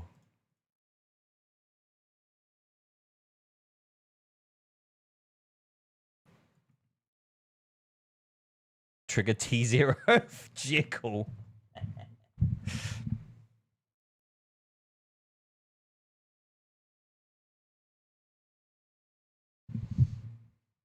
I argue that because you can get her in the shop, she is more valuable. That is not the purpose of this list. The purpose of this list is how strong is the character at M0W0, weighing up versatility and, like, power level of the character. Like, this is an M0 list. If you're voting her T3 because her M1 is good, did you miss the briefing?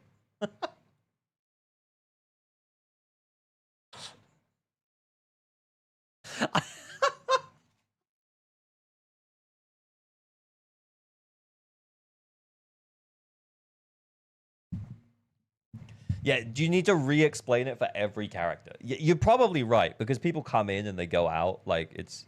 Anyway.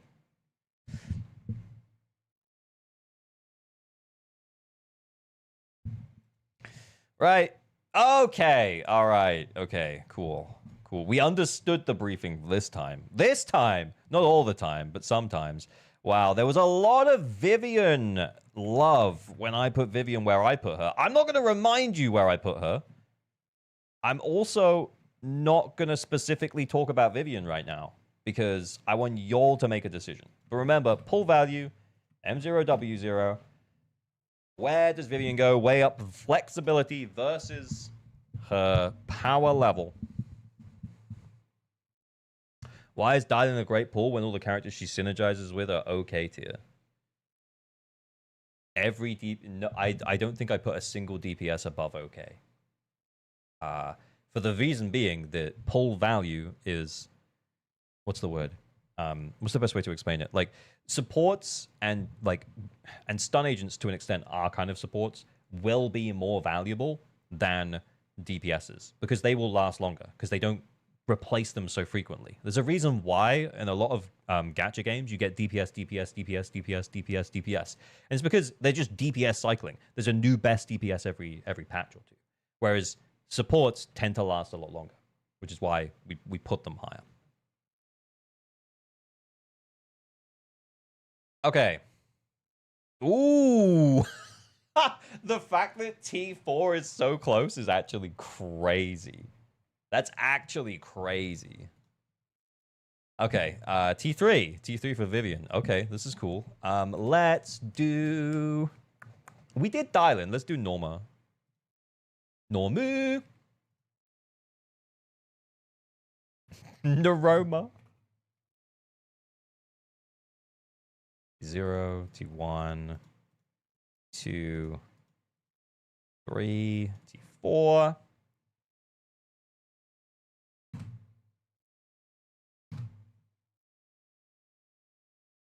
Who the fuck is Neroma? Bro. Yeah. In relation to Norma, some things to think about. Competitive with Dylan a lot of the time. Worse than Dylan most of the time, but does have her niche where she does really well. Example characters Pyroas. Potential for her moving forwards is up to you. I think that's really what you're voting on. As to whether or not you think that she's going to be potentially as useful as Dylan. We are getting another stun agent next patch.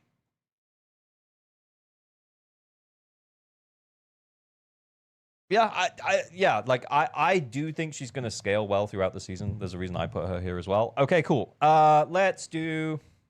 Oh, we did Astra, did we? Yeah, let's do Suna. You put Astra in T2, by the way. I think at the moment, your tier list is like... It's 2 agents different to mine. After all of the bullshit I had to go through.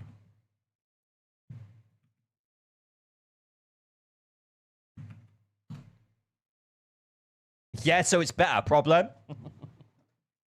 Yeah, what's your problem?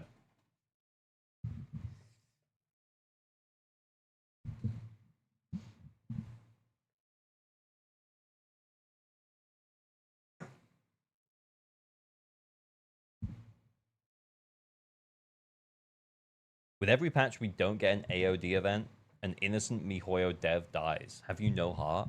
That's not really what we're doing. But also, don't we always have AOD events? Don't we have an AOD event right now? Yeah. I think you're right. I think you're right. Let's do Sissia. Dude, this is actually crazy. I don't know whether or not this is be its own video because it's maybe too similar. So Sissia.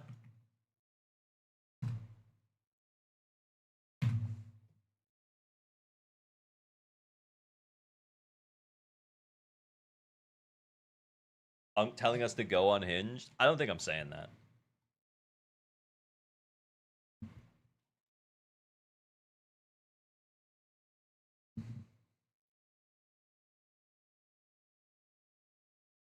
This one could be a short.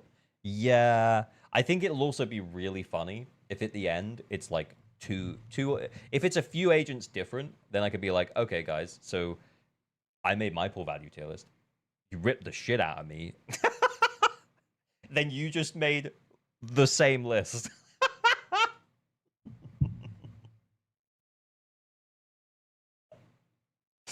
Good work. Good work out there. Great trolling. I love the trolling. It's great. T2 Sisia. That's actually where I put her as well. Just by the way. Okay, now we're into some juicy stuff, okay? Now we're into some juicy stuff. Let's do Valina. Valina.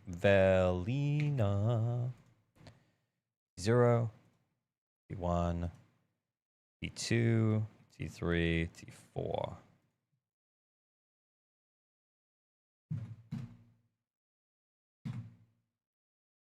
I feel like this isn't going to be a surprise. I agree, but, you know, we got to play it out, man. We got to play it out. The real Void Hunter is Valina we pulled along the way. Look, I think... I'm not going to say anything, because I don't want to lead the vote. I don't want to lead the vote. That was just me reading a chat message, okay? It was just me reading a chat message. And now it's done already? Okay, right, yeah, you're right. Okay! Yeah, like, I do agree. I don't...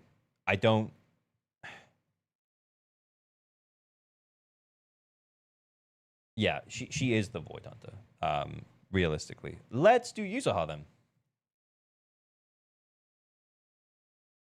Mega flexible. But nowadays loses out on power to Remiel teams. Yuzuha T 0.5 option? No. Because she's not restrictive. That was the point of introducing that T 0.5.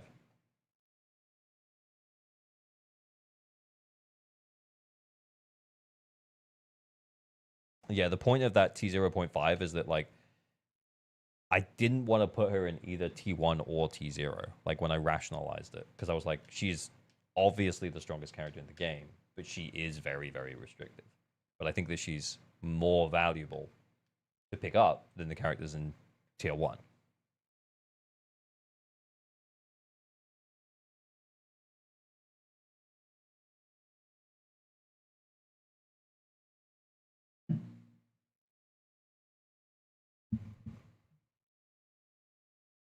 I'm interested here. I feel like it could go anywhere between those three. Oh, okay, sure. After the shit I went through, it's fine. Whatever. I don't even care anymore. Premier. Saving the Void Hunters.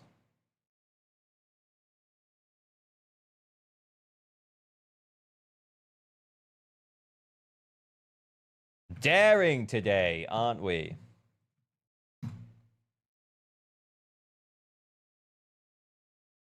How's the heat? It's actually not bad. It did cool down a bit today. It was warm during the day, but the evening has been pretty cool, and I've got a fan on, so I'm nice. It's nice. Do you think Sissia can play with Claret or no because of the new class? It does look like they enabled Claret to scale on crit damage, but at a slightly lower rate than crit rate. But that does mean that the crit damage that Sissia provides won't be wasted. I don't think that Sissia Claret is going to be good, just to be clear. However, I do think that Sissia will get another teammate at some point. T2 for Premier. What about Arya then? Same tier? One up? One down? That would be crazy. That doesn't make sense. Y'all make the call.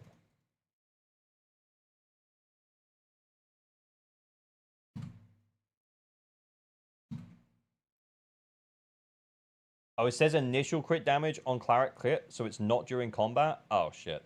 Okay, well, yeah, we're fucked then. Oh, well, we're fucked then.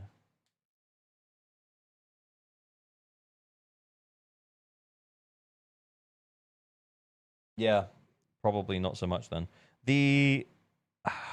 Sissia still does provide, is it Electric Death Shred? But is there some specific tied to that means that Claret can't use that? We'll have to check.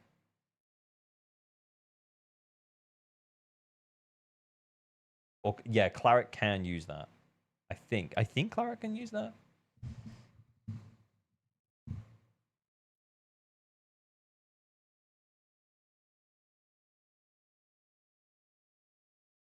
End the count. Right, show me. It's equal. I'm not looking. All right, I'm not looking.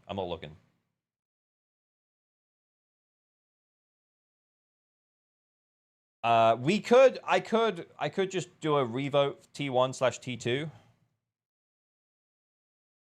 There's only be one more vote. Okay, we're tied up again. Okay, I'll do a revote T1/T2.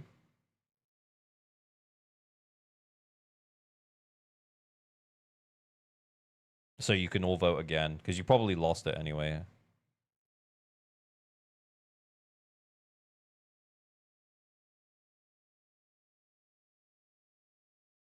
Scammer, where are my points? Bro, like, we can't do it right now, because we're interacting right now.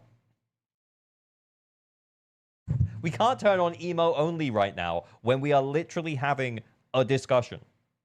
I know it's me, one of me, talking to 400, 800 of you, but it's one of me.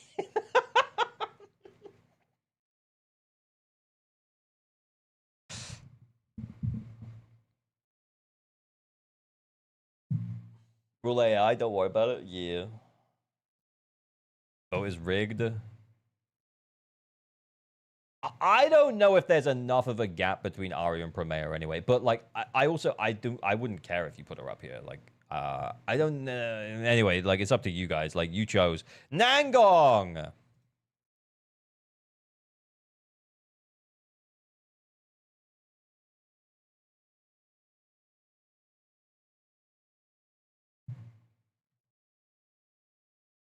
Rigged bots won.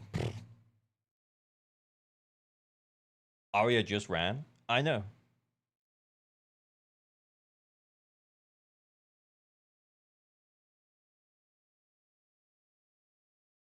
Nangong's still T0 because they're going to shield Disorder again. No, they're going to shield Remiel. Keep up, buddy. Remiel want 2 anomaly. Nangong, no anomaly. No anomaly here.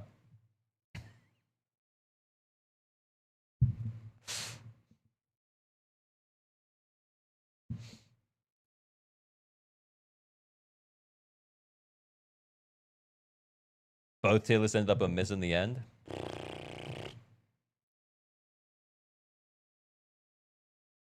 What the fuck? T1? All right, sure. That's crazy. That's crazy. Let's do Miyabi.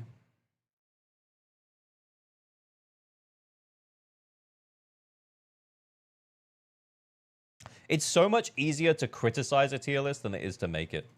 Because you'll get to make it, and then I get to criticize it. I love criticizing. T1 power is not T1 pull value. Yeah, I would agree with that. I would say Nangong, she does make the teams that she's in really good.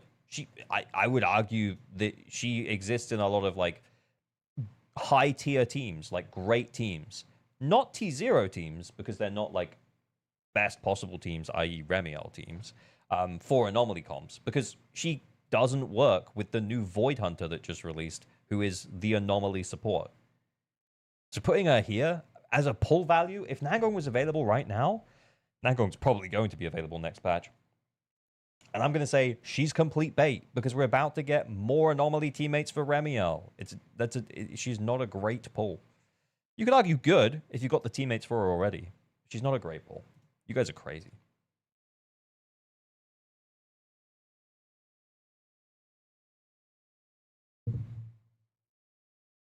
All right, what are you saying? Ooh. Ooh. Put her higher than me.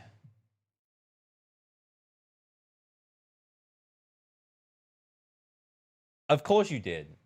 The Miyabi Glazers. The Miyabi Glazers are here. Where the Yishuan Glazers at? Yeshungguan Glazers at? T0? Surely. You need Suna or Zhao. She's got to be T0 though, right? M0, W0 pull value. Yeah, how valuable is it? I can't re-explain it every time. You gotta weigh up the flexibility versus the actual power level.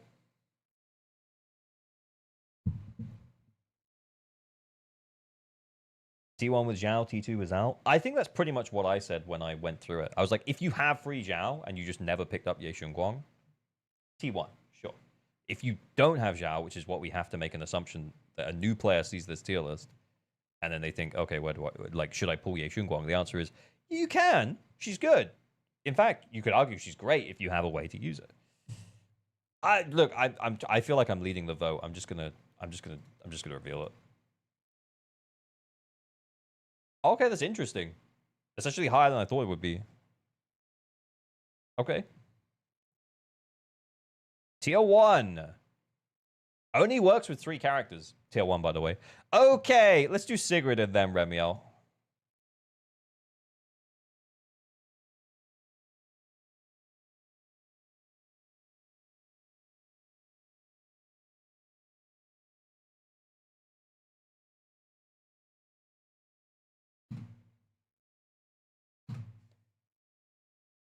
I am curious, but I shan't lead the vote. I shall not push the vote in any direction.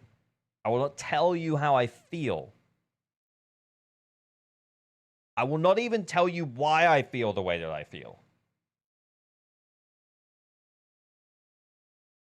I will not.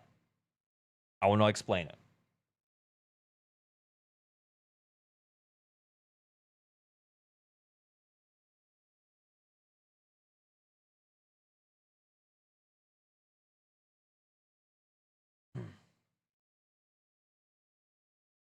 Okay, I really want to see what's happening, though.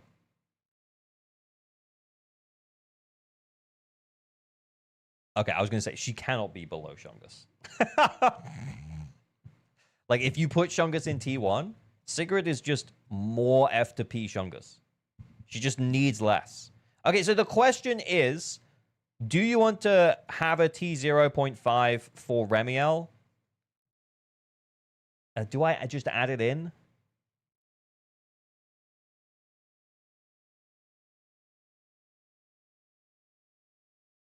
Nah, okay.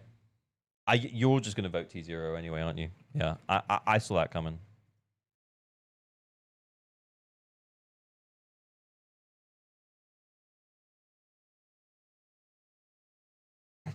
Yup.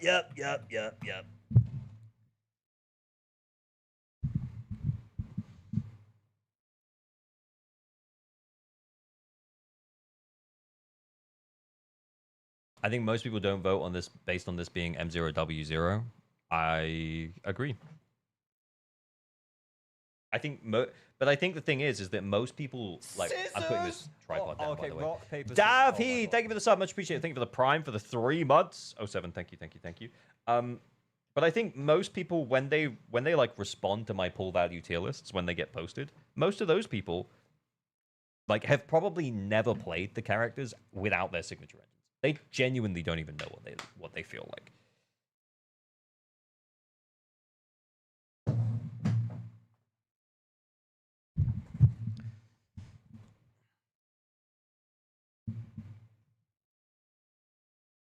This tier has lost its point of purpose. Yep. Okay, there we go. I wondered. No, I didn't. Okay, you put her in T0. I think without T0.5, I think you made a mistake. I think you dropped the ball. Because I think she belongs in T1.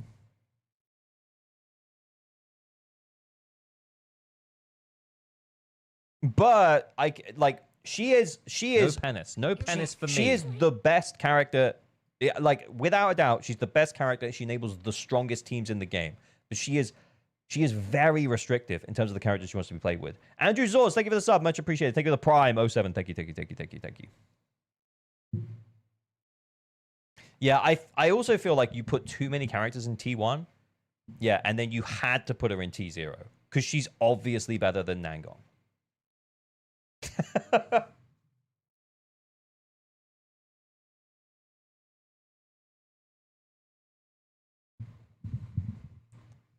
Yeah, she can't go to T1 because what's in T1? Yeah.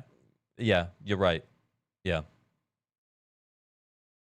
But you actually do have a pretty good spread. I'm not going to lie. I think the main changes are, in comparison to my tier list, the main changes are you put Ye Shunguang, Nangong, and Sigrid up in T1. I was very much on the fence about putting Sigrid in T1, and I think I made that clear. You moved Miyabi up to T2, along with Silly and Yixuan. Other than that, this is the same. You also moved Jane and Zhao from where I put them in T4. You moved them to T3. And any other changes? Oh, yeah, and obviously you put Remiel in T0, and I made a new category for her. How I see it, Valina is T0, and she wants Remiel, so Remiel is also T0. Yeah, but I don't think you can really work like that, man. Because then you're always like, oh, well, every time there's a new best-in-slot team for attacker teams, Sigrid is T0. Sigrid is the best attack agent in the game right now. Sigrid wants Suna and Dylan, or Norma, depending on the content, maybe. But let's say Sigrid wants Suna. So because this is the best attacker team in the game right now, they are both T0. We can't do that.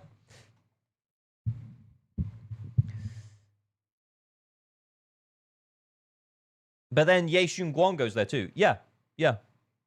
Ye Shunguang would go there, and so would Dylan, because yeah, they all want Dylan. Like, yeah.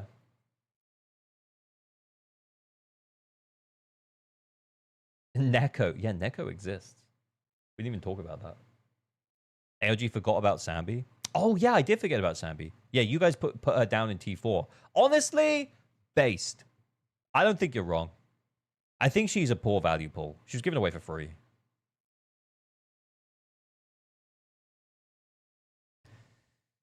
Ugh.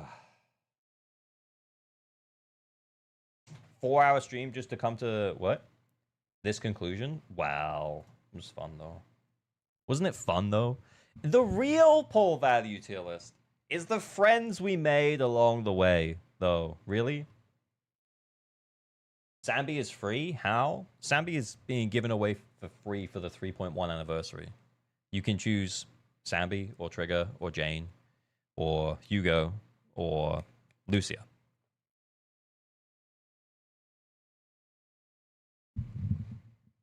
This is the best list? No, I don't think it is. I think moving Sambi down is fine. I think having differentiation between the Rupture agents is also fine. I don't mind that. I think Miyabi shouldn't be up here. I think she should be away from these two.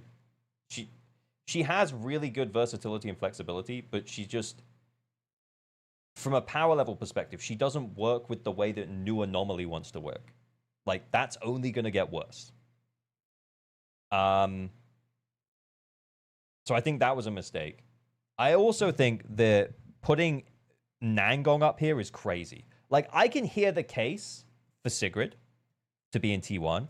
Ye Shunguang, I think her teams are too restrictive to be in T1. I think she should be down in T2, and as should Nangong. Because Nangong, it's only like half of Anomaly teams that want Nangong. It's not like all Anomaly teams. And then even then, most Anomaly carries, like Arya and Promea, would actually prefer to not have Nangong and to have like another Anomaly agent and a Remiel. I can hear the argument for Sigrid, though. And look, Sigrid and Ye Shunguang, basically interchangeable. But the problem with Ye Shunguang is that, like, you need her very restrictive teams, whereas Sigrid has great free-to-play team options. If you put Nangong in T2, user has to go into T2 too? No. Why? Explain. Please explain. I do not understand.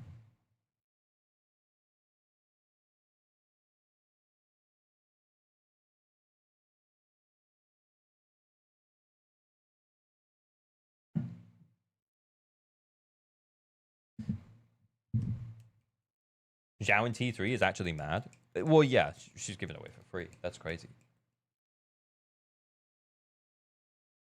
Yuzuha M0W1 is straight up better value? What do you mean? Nangong is much worse than Yuzuha. Yeah, I don't understand. Like, Yuzuha works across every anomaly team, including double anomaly comps. Double anomaly comps, she's not as good as Remia. But she also, she enables like the stun anomaly comps with Nangong. Suna also does that as well. But then she also can flex into attacker teams, same as Suna. She's like the best, most flexible support in the game.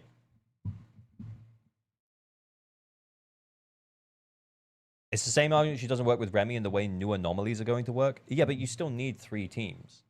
So Yuzuha being the best, most flexible anomaly support means that she should go higher than an anomaly that only enables like the way that old anomaly worked, if that makes sense. Or not even old anomaly, middle anomaly. Because old anomaly was double anomaly, then it was stun anomaly, and now it's double anomaly again.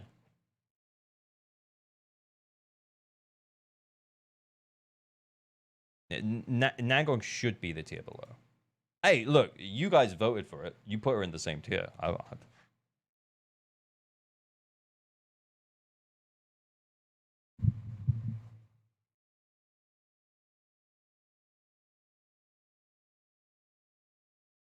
Anyway, look, what time is it? Look, I was actually going to do a short stream today.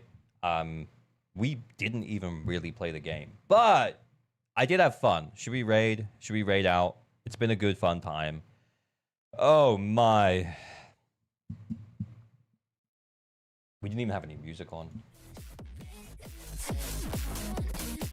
Right. There's no one to raid on YouTube.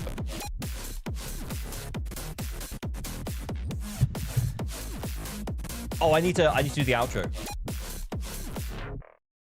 But anyway, that is the community pool value tier list. As always, remember to like and subscribe for better average luck on all your pools. Pour responsibly, stay weird. Bye, bye, bye, bye, bye, bye, bye, bye, bye, bye, bye, bye. Okay, right.